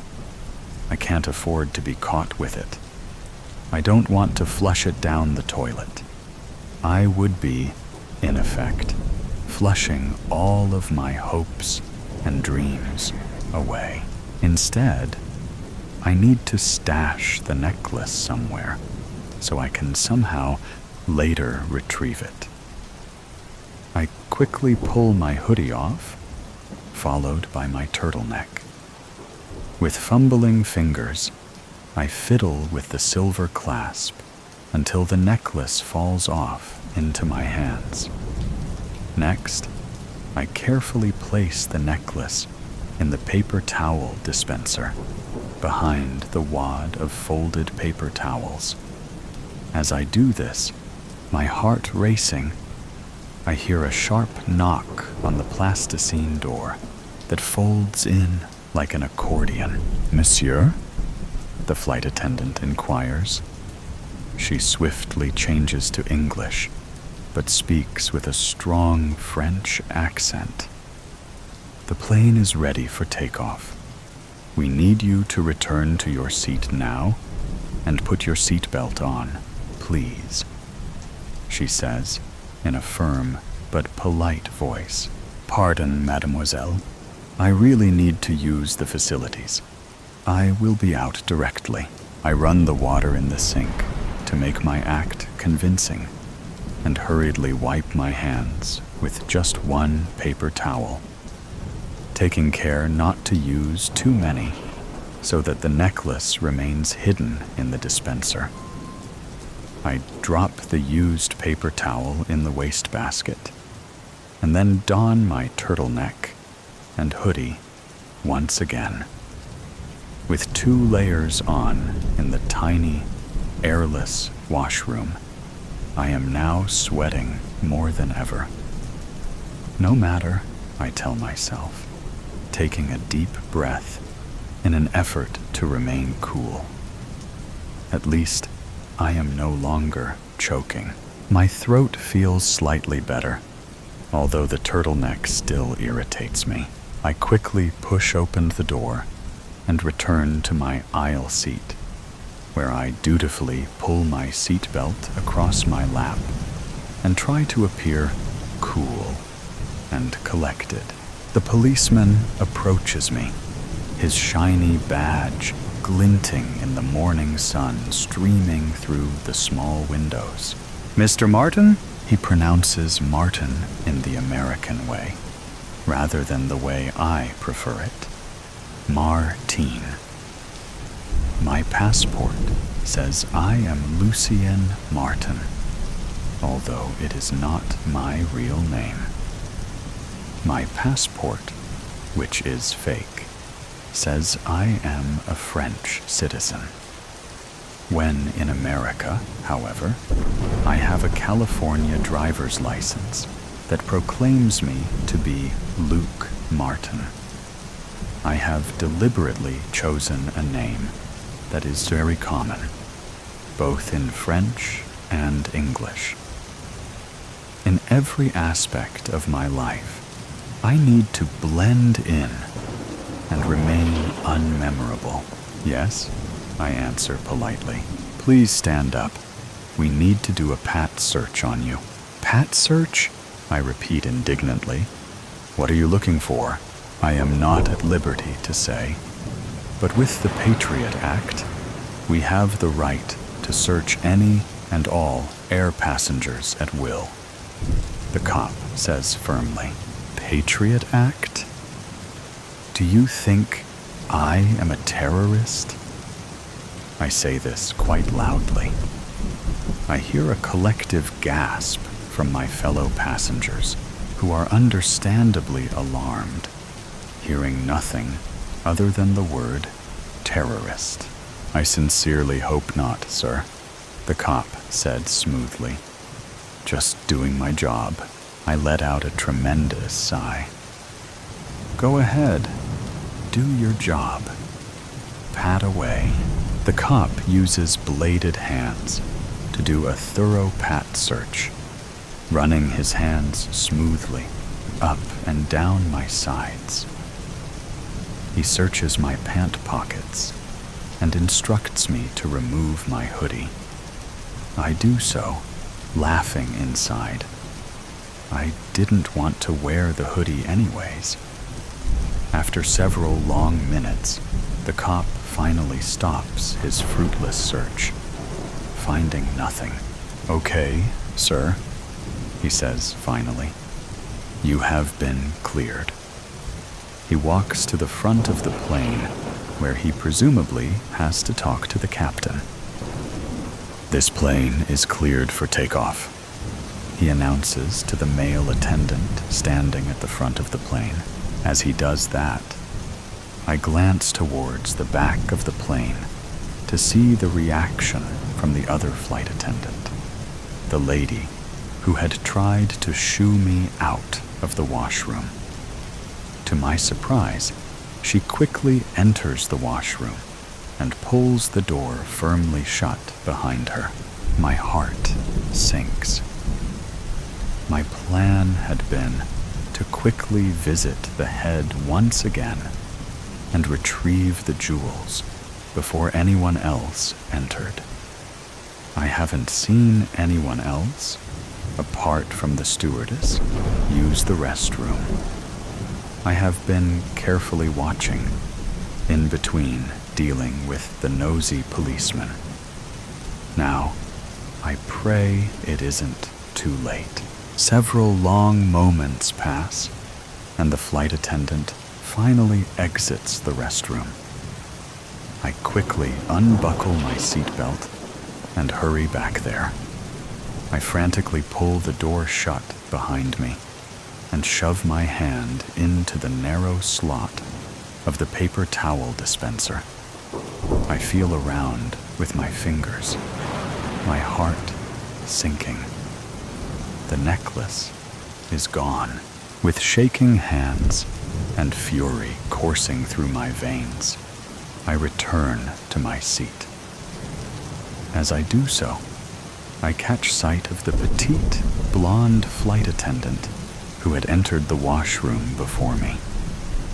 She gives me a Mona Lisa smile and tells me once again that I need to buckle my seatbelt and prepare for takeoff. I smile back and raise my eyebrows at her flirtatiously.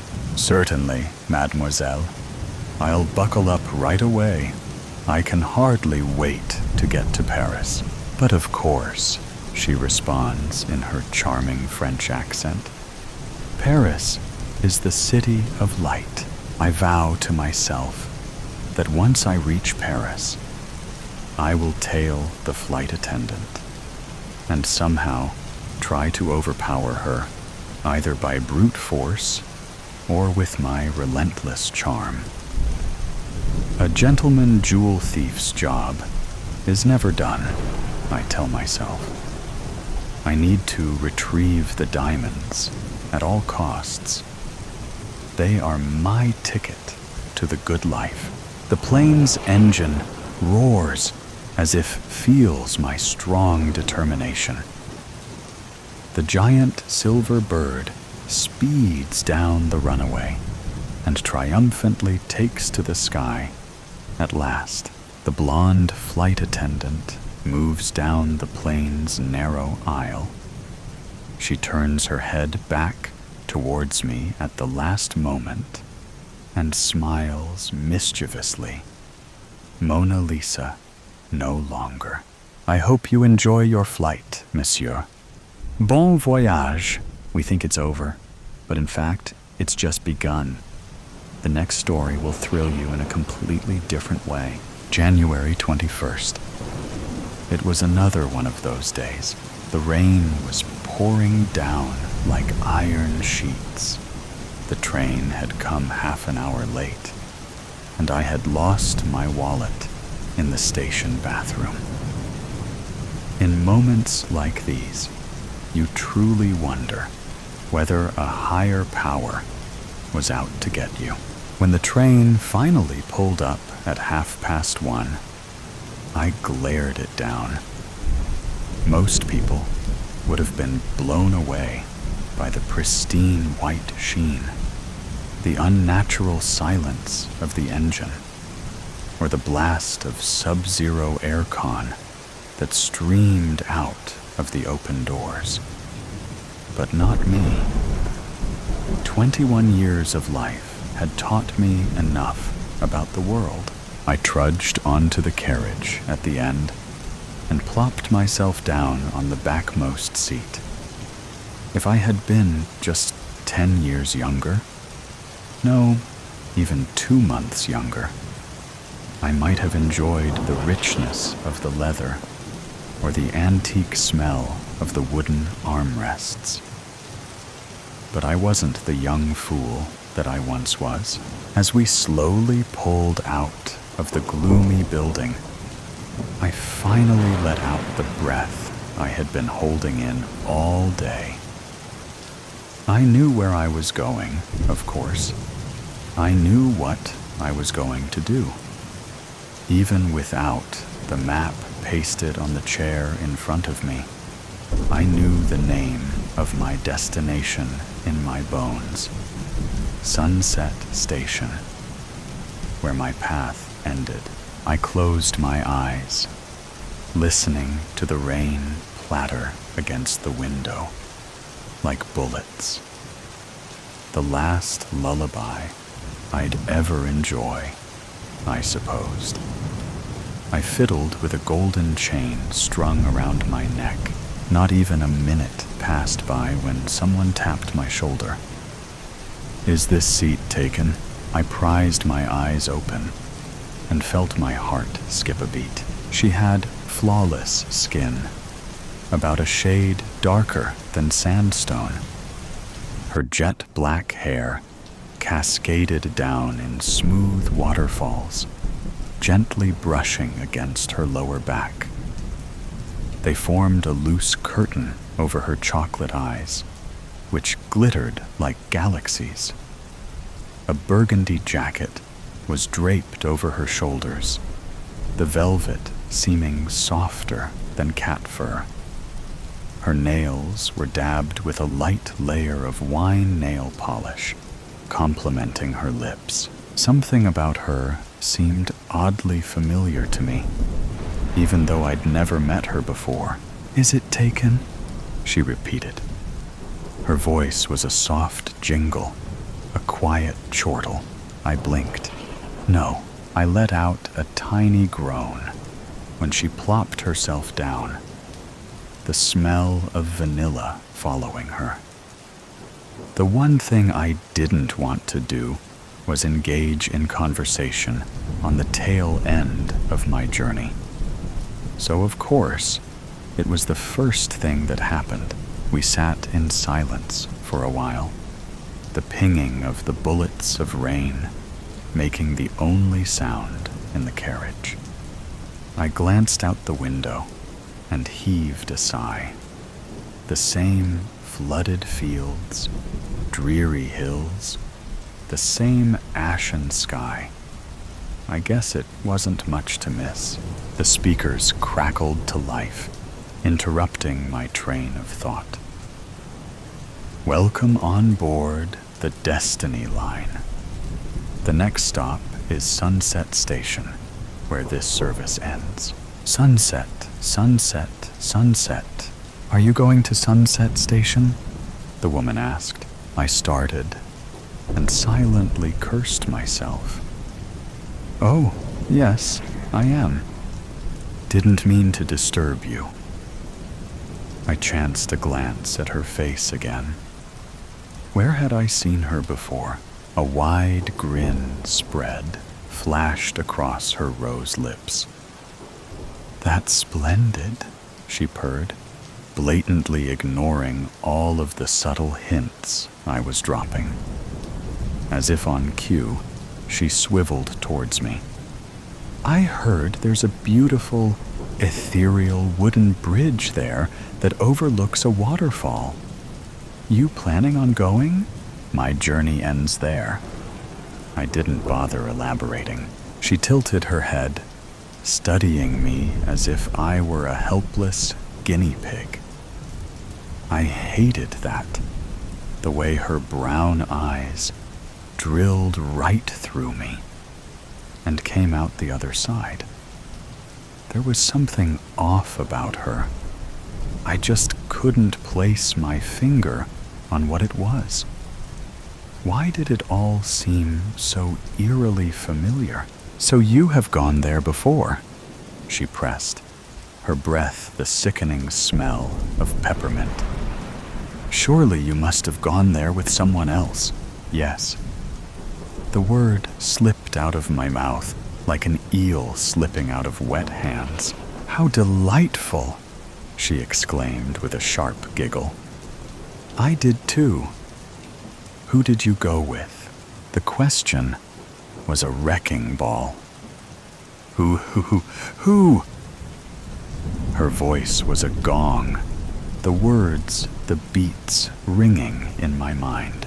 My fiancé.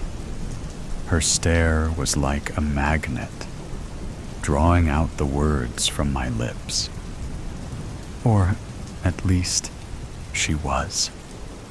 My voice was dark and bitter. What business do you have with my life? I'm only interested in my own life. She stared at her palms. At least, I hope I am. Something happened to me, and I need your help in making sense of it. That struck a chord with me. I'm sure you loved her, as I once did to my boyfriend. She was the fire to my ice, the black to my white, the day to my night, the sun to my moon, the joy to my grief, the good to my evil, the hope to my grief, the solace to my rage, the life to my death. We were worlds and eons apart, but we were perfect together. Every second I spent with her was an hour of paradise. The ground she stepped on was kissed by God. She was my Polaris when I was sailing across the ocean of my life. A single teardrop crept down my cheek, the hot scar of the past. She's dead now. Since when? Since 2 months ago. Died in a tragic accident. I coughed and started fiddling with the chain again. Something flashed in the woman's eyes. Car crash, shattered spine. Her voice sounded like an autumn breeze, hiding the cold of winter in the warmth of summer. Dead in the night of the 21st of January. Each word she spoke sent flashes of red across my vision. Gray Malibu came out of nowhere. Yeah? I narrowed my eyes at the woman. How did you know? My boyfriend knew someone who died on the 21st in a car crash as well. She cleared her throat. How did you meet her? At a university. We both majored in criminology. We matched each other's cautiousness and prudence. And you studied in criminology as well. Met him when I was an undergraduate. It's funny, really, how similar our two stories are. It truly was. She turned to me again, scanning me up and down. What aren't you telling me? What do I have to tell you? The real question is, what aren't you telling me? Sighing, she murmured, I'm trying to find out why my life took a turn for the worse 2 months ago. And now, suddenly, this morning, I woke up to find that no one knew me, and the world's colors were bleached. So please, I need your help. Her lips were truly interesting. The way they pursed. They were perfectly arched, like Cupid's bow. Where had I seen them before? What do you need my help with? On the day of the accident, what were you feeling? Grief. Are you sure? What kind of question is that? Of course I was. Again, are you sure? What are you implying here? I spat, clenching my fists. I hated her so much then, the way she never flicked her eyes off of me for 1 second. What I'm saying, she continued, is that you and I both know that you felt something else that night. Guilt. Her voice was the buzz of a beehive. I doubt most people would have liked it. I swear, though, I heard it somewhere before. In the distance, the train began to whistle. I chanced a glance out the window. The rainy plains had been blotted out by a black tunnel. The Stygian wall was a nice reflection of my mind, I suppose. All aboard the Destiny Express. Yes, I snarled. I felt guilty. I felt guilty because we'd been arguing right before she ran out of the house. I tried to call her back. She didn't even look. Before she dashed across the road, something clicked inside my head. But you knew that already, didn't you? Goosebumps spread across my arm when she nodded. The hazy puzzle was slowly getting clearer. What were you arguing about? Why would I think it would be better for both of us if you stop hiding the truth, she interrupted. So, I'm going to ask again. What were you quarreling about? I'm sorry. Those deep brown eyes weren't galaxies. That was my mistake. They were black holes, sucking in everything. I was confronting her about what I saw that afternoon. My voice was black ice. I came home early, and I discovered that there were 2 other people in the house, being intimate with each other. The man, I still don't know who. The woman? Well, needless to say, I did know who it was. I shuddered. She nodded again, slower this time. What did she say to you when you confronted her? That I didn't really love her? That I never really did? That I was exploiting her for money? Were you? Well, I filched the occasional penny or 2. I winced under her glare. Fine. I forced her to pay for my tuition fees. She has so much money that she doesn't know what to do with it anyhow. Might as well put it to good use. I toyed with my golden chain again. The woman didn't seem to agree with me, but she moved on. All right. I think you've helped me clear up a lot of problems now. Before I could heave a sigh of relief, she continued. But there's still one last question I want to ask you. What could that be? I started rubbing my fingers against the golden chain. The chain had the dull, tingling smell of iron. Just like something else. Something Darkwa. Where were you at the moment of the accident? Shadows gathered around her eyes. I told you already. Which is where, again? Steel hands gripped my lungs. I was calling out to her, trying to stop her from recklessly dashing. She didn't listen to me. Was I imagining things? Or was there a flicker somewhere on her face? No, her neck was flickering. It was slowly bending, slowly becoming deformed. Or was I imagining things? She spoke 2 words. You're lying. The temperature seemed to plummet. What? You're lying. You know it in your heart.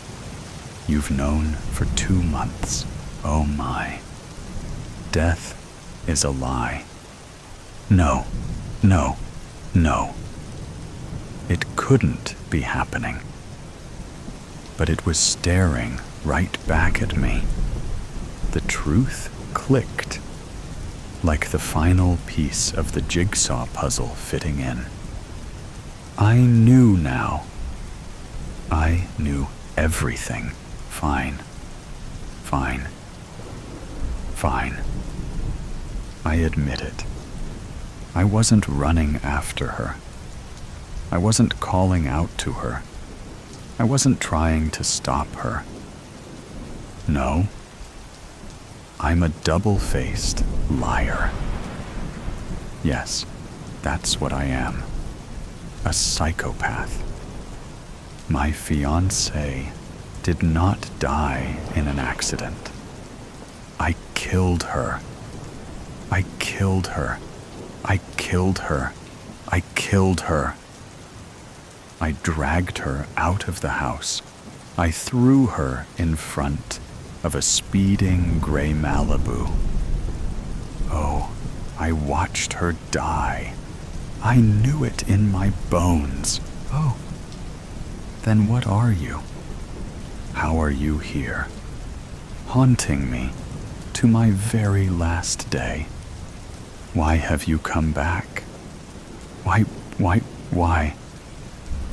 Are you even real?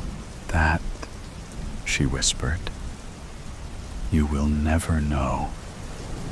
You have lived 2 months in anguish because I never truly left you. Every hour of your life has felt like a tortured second crawling by. Just look at what's hanging from your neck, the golden mark of Cain. I tore it off the chain and pressed it against my face. No, forgive me, please. Tears streamed down my face, a waterfall of guilt. I'll do anything. The train came to a stop at the station. Sunset. The end of the line. Oh, her smile. I hated her smile. The way they were draped over the fury within her. She glanced out the window, out of the station, out of the world. I followed her gaze at the bridge overlooking the waterfall, where it all began. There's always a way out. She stood up. How horrible she looked. The way her head was tilted to the side, almost as if her spine was broken. I trust you'll know what to do. Goodbye, Daigel. She stepped off the train. The above story ends, but never stops. Here is another story that will not disappoint you. The silent car. Sarah slid through the closing subway doors, just in time, glancing through the windows at the platform, happy to be heading home. The soft chime alerted the passengers that the train was leaving her stop. She sunk into the closest seat, feeling the cold plastic chill her legs through her jeans, sighing as she rubbed at her tired eyes with her palms. It felt good to finally sit down after such a long day. Her body lurched gently as she was transported through the underground tunnel. She had a long ride, even with the trains running express after midnight, and all she wanted to do was sleep. Her usual routine involved reading books to stay awake on her commute home. But even holding her book felt like too much work tonight. The car was silent, but there were more people than she would have expected. There must have been some kind of event, because usually the only other people taking her subway this late at night were the kind that you had to worry about. But they looked like regular people, just a few stragglers making their way back home. Glancing around, she noticed the other passengers were seated quietly, probably just as tired as her. Their eyes were fixed blankly ahead on the seat in front of them, or watching the dark, steady blur of the tunnel pass by outside of the train windows. Sarah settled in for the long ride, slumping deeper into her seat. She opened her book, staring intently at the first paragraph. She willed the comprehension of the words to come to her. But the words just looked like symbols, refusing to form meaning in her brain. Sarah sighed, closing her book again.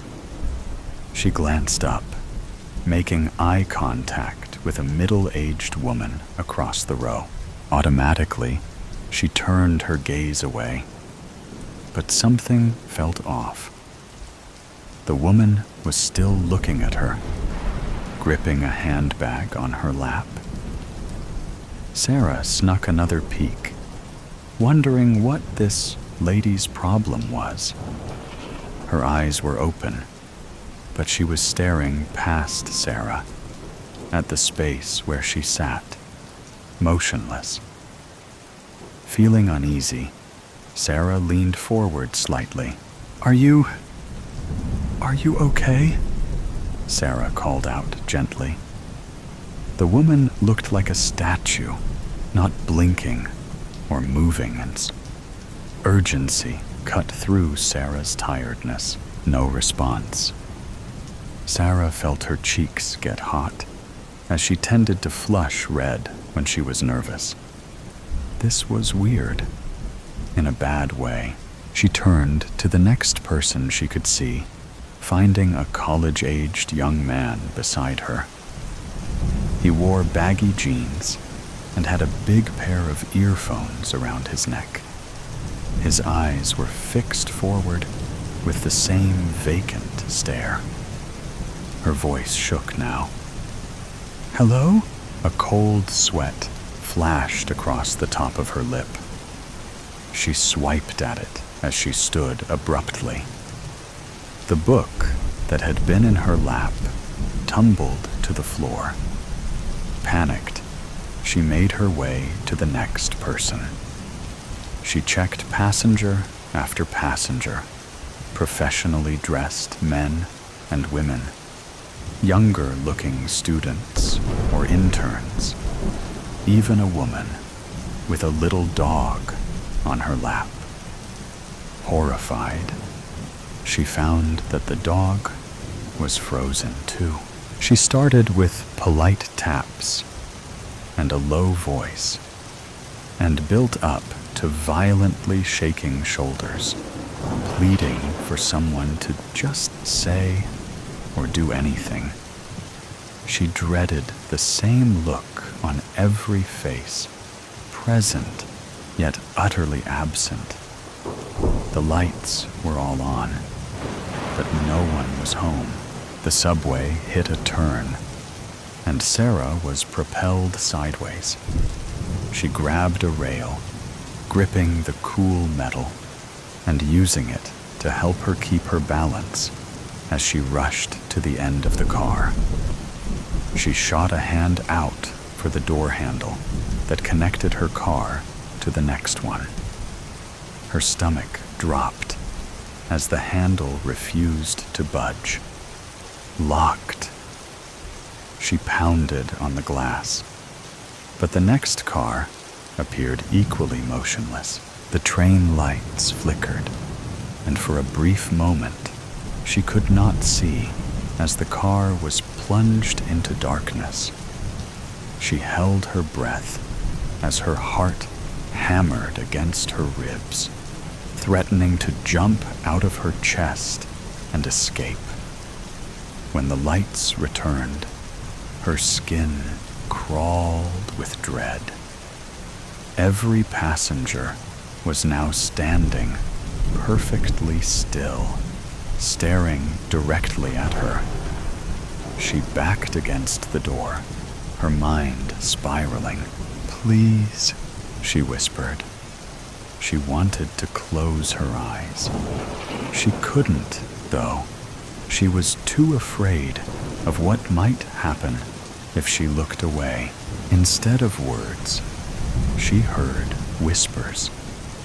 Soft at first, like the jostling and whooshing noises from the train in motion, but quickly growing louder.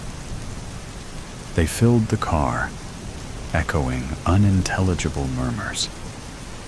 The voices were angry, thick with accusation in her ears. What had she done to upset them? "Stop!" Sarah cried. She jammed her fingers into her ears, plugging them. It didn't help. The whispers grew louder and louder, judging her and taunting her and blaming her. For what? Suddenly, the subway jolted sharply to the right, knocking her off balance. Sarah fell. She felt herself falling for too long, waiting for the impact of the dirty car floor. She gasped sharply, jerking awake. Her head had slipped against the rail between her seat and the subway door. The train rocked as it slowed down, approaching her station. She heard the familiar subway voice announce, "This is Franklin Avenue. Transfer is available to the 2 and 3 trains." Sarah glanced around, frantic. Passengers chatted softly, scrolling through phones or listening to music. Normalcy surrounded her. Her heart still raced. She didn't trust it yet. But had it just been a dream?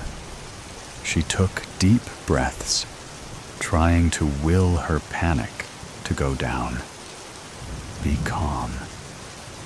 You are safe, she thought. Just exhausted and stressed out from work. She gathered her belongings, relieved to see her book on her lap, not scattered across the floor.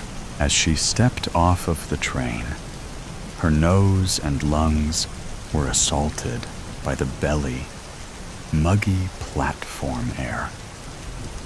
The grimy realness of the familiar gross platform felt like it was bringing her back to reality.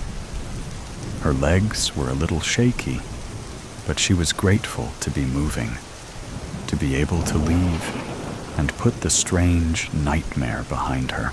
Sarah made her way out of the station towards the stairs. She climbed up and out, feeling her phone vibrate. She pulled her phone out of her pocket, squinting at the notifications. Someone texted her from an unknown number. She opened the message and read, "Wake up." Sarah froze, her pulse quickening again. Anxiety surged back, sharp and biting. Her fingers trembled slightly as she glanced back toward the departing subway. She saw them again, watching her.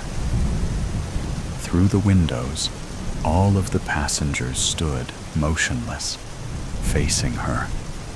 She felt the hairs on the back of her neck raise and waited until the train vanished into the tunnel and the people were out of view. Sarah ran up the remaining stairs, emerging onto the street, desperate for the cool, open air and clarity. She continued to run, pumping her legs as the sense of unease lingered. She glanced repeatedly at the people passing by her on the sidewalk, wondering if they were going to have that haunting, identical expression on their faces. She made it to her walk-up apartment, sprinting up 4 flights of narrow stairs quickly unlocking the door and shoving herself inside. Sarah double-locked the door and pressed her forehead into the wood as she looked out of the peephole. What if they followed her home? She waited, forcing herself to breathe as quietly as possible to see if they would appear at the top of the stairs on her floor.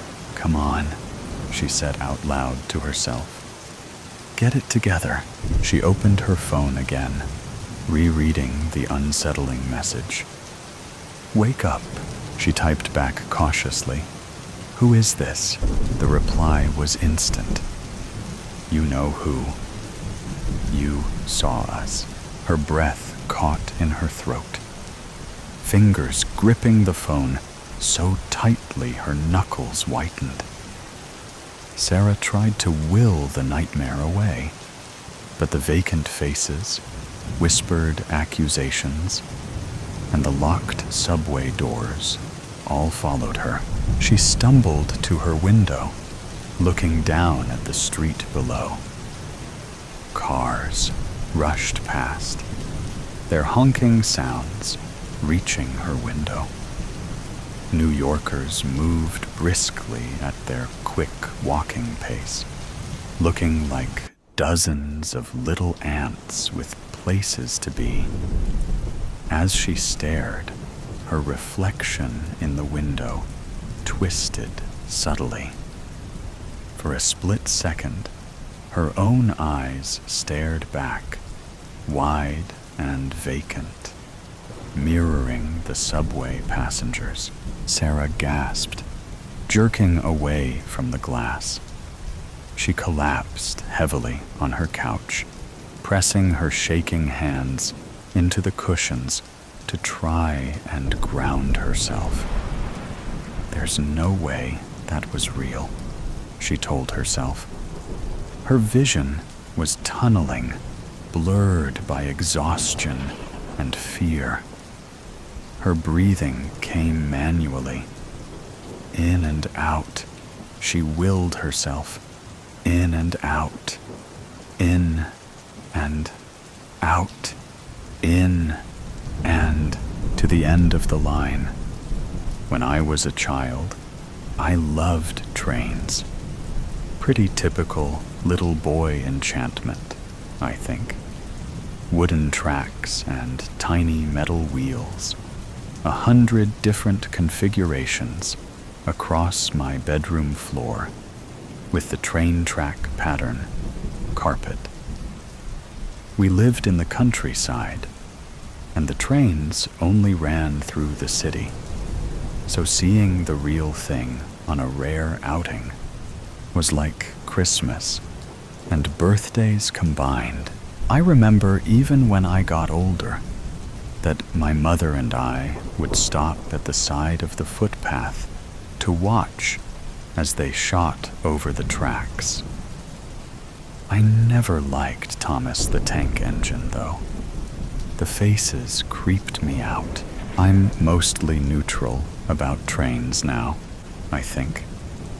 Adulthood makes you neutral about the things that excited you in childhood, or they encourage you to act like you're neutral about them. I started taking the train daily in my second year of university, and I guess it lost some of its shininess, but I was never as miserable with the journey as some of my fellow commuters. If I had to sit for 40 minutes either way, might as well spend it on a speed-smooth train, watching the landscape shoot by like I'd imagined as a kid. I can't say there's a lot of joy in it today, even if it seems a little fitting in some ways. Beginning and end, you know.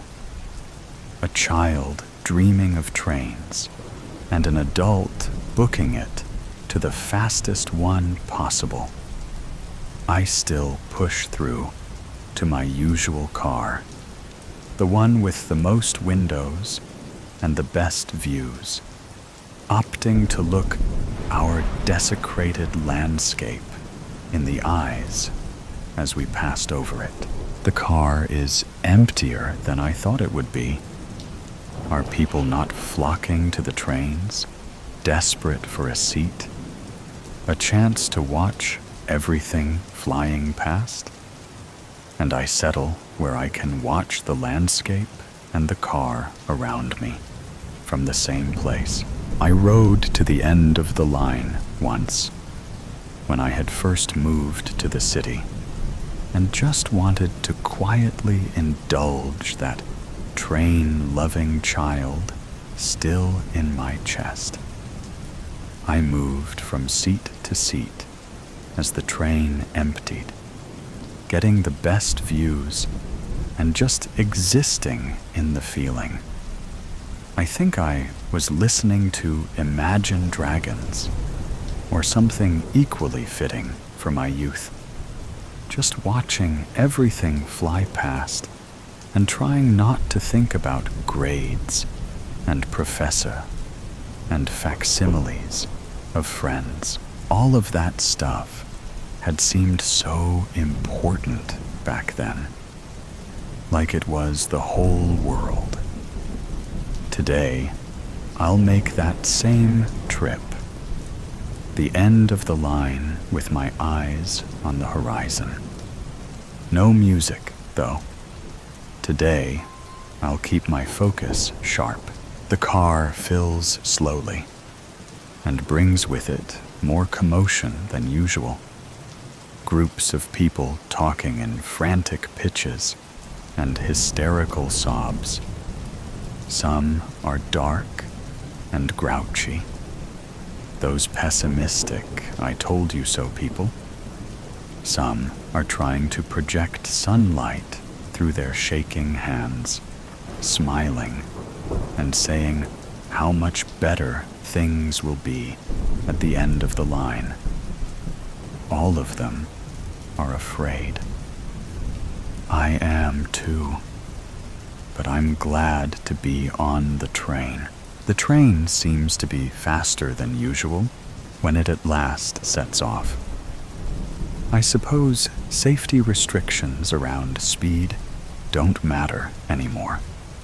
It's still safer than off the train, and there's less to worry about when nothing is coming in the other direction. When we pass the motorway, everything is the same. All the cars heading north, nothing passing the other way, all the lanes filled up to the brim. Those are the people who couldn't leave a thing behind, who filled their seats with books and family heirlooms and nice coats. A nice thought, but none of them will make it to the north. That's what the men across the car are saying, shaking heads to hide their shaking hands. We ride for maybe half an hour before someone spots them. It starts with gasps of horror among friends, pointing and screaming. Then a child crying uncontrollably in one of the further cars. There are packs of them on the highway, stopping the cars and creating barricades to capture as many drivers as possible. A few of the trucks and four-wheel drives manage to push their way off the asphalt and rattle down onto the grass, careening wildly into any direction that is away, for any dwindling possibility of safety. Some of them make it, but even then, that's only for now. We've seen enough now to know that the carnage will only grow. We all know that the North isn't going to be safe for much longer either, but trains are good for running. We can leave it behind for a little while. They don't go after the electric cars. someone pointed out a few weeks into the first attack, drawn to the noise of the gas guzzlers, maybe, or the stink of the exhaust. Back then, the attacks were still distant enough that you could brush that off as propaganda from parent to child, a myth to encourage quiet voices and regular bathing. But it went from an unreal kind of warning to a stark reality, with patrols in the streets and locked doors and halting economy. Then the conspiracy theorists reasoned it was government propaganda, some kind of leftist agenda to keep the gas cars off the streets. But then the patrols all got turned, and then nobody really felt safe enough to joke about it anymore. They were saying this city would be the first to go. It looked like something out of a movie from 2014 that teenagers watched religiously, swearing up and down that it wasn't just some dark fiction, but a prediction of the future. This was where we were heading. Kind of ironic, because everyone ignored them, even though the main character of every movie was a teenager being ignored. I guess there were plenty of warnings. We were still all so late to pack up and leave. I guess I felt like it was a weird thing to do alone. Great timing, social anxiety in the midst of the apocalypse. But even now on the train, everyone's in a group. Those teenagers' girls hyperventilating with their Stanley drink bottles by the windows. Those elderly folks joining wrinkled hands and sharing memories they're grateful for in the aisle seats. The grizzled old men trying to pretend they don't care about each other when they'd waited for the others to leave, risked their lives in doing so. They're always in groups in the movies, too, even if only so one of them can get infected and traumatize the rest of them. Maybe I shouldn't have moved so far away. I would at least have my mother then, probably disturbingly nonchalant about the whole deal. As infected numbers grew and showed in increasingly graphic fashion on the evening news, "They won't get us," she would be saying, maybe doing some knitting or embroidery or something equally casual. "They're still people," I would say. My train sets wouldn't be out anymore, but I'd still have them, tucked into an old wooden chest. Maybe I'd be sitting on it, gravitating to them as I gravitated to everything from childhood. And when it came to the north, when the screams were heard without turning on the TV, I wondered if she'd show fear then, or simply lock the door and light the fire. I probably could have unlocked the door with black in the whites of my eyes, crawling up my veins, sobbing hideous ichor as the infection twisted my brain, begged me to find a new vessel, begged me to become that which I'd been running from. She would be too stubborn to run then. I would tell her that it wanted me to kill, wanted me to submit and drag down whoever I could. And she would offer her chest and her veins and take the pain that way. "It's always been you and me, Bug," she'd say, without a trace of sadness or regret. "Bring me with you. We'll see what comes next." They're coming closer to the train now. Someone is praying in a faltering fashion that suggests they might not have bothered in a long time. The conductor's voice comes over the intercom. "Stay calm.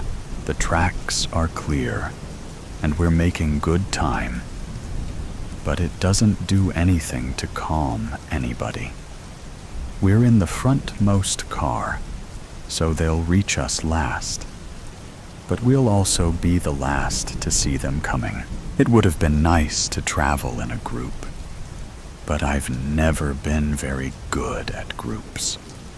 Nobody ever feels the same as you about everything, which means that everybody sucks at least a little bit. It's still nice to imagine conversation, but the imagined conversation is much more between several variations of myself. The me in early college that's listening to Imagine Dragons, watching the apocalypse, and thinking about those homework due dates that we won't live to see. The child me playing with wooden trains and cheering to pass them in the street, maybe once or twice a year. For a moment, I consider sending a photo to my mother. Consider asking her if she would want to be infected if it was me, or if I should roam with the pack and see her later. We haven't been talking much lately either. She sends me a link to Facebook sometimes, and I send her a picture of the meal I door-dashed sitting in a dirty pan. I don't know how to segue into asking how she wants me to die. There's a fresh wave of screaming and sobbing, twice the finality of anything else. And it takes me a moment to realize it's coming, not from another car, but from the very front, where the conductor sits. I brace myself before the impact, but it's not any use. The train flips over itself. Something left on the tracks, probably, or the metal itself chewed and twisted away. Everyone is screaming, and we all tumble over each other as the car tumbles and glass smashes in all directions. Some people huddle further into the rubble as if they could ever stay hidden. Some pick themselves out, bleeding and shattered, and try to run. I've come to terms with the inevitable. I don't think anyone can run or hide. I think this is it. But I got to have one last ride on my way to the end. So today's story has come to an end. Or perhaps it never really ended. There are mysteries still there, questions still unanswered, and sometimes things that seem to only exist in stories can creep into reality in unexpected ways. Are you sure that when you turn off the sound, everything around you will still be normal as before? Or is there something watching you? Either way, always remember that these are just stories, or at least we want to believe that they are. If you like moments of suspense, tension, and breathlessness, don't forget to follow me so you don't miss the next stories. And next time, when you come back, make sure you are ready, because what awaits you may be even scarier than you thought. See you again if you still have the courage to continue listening.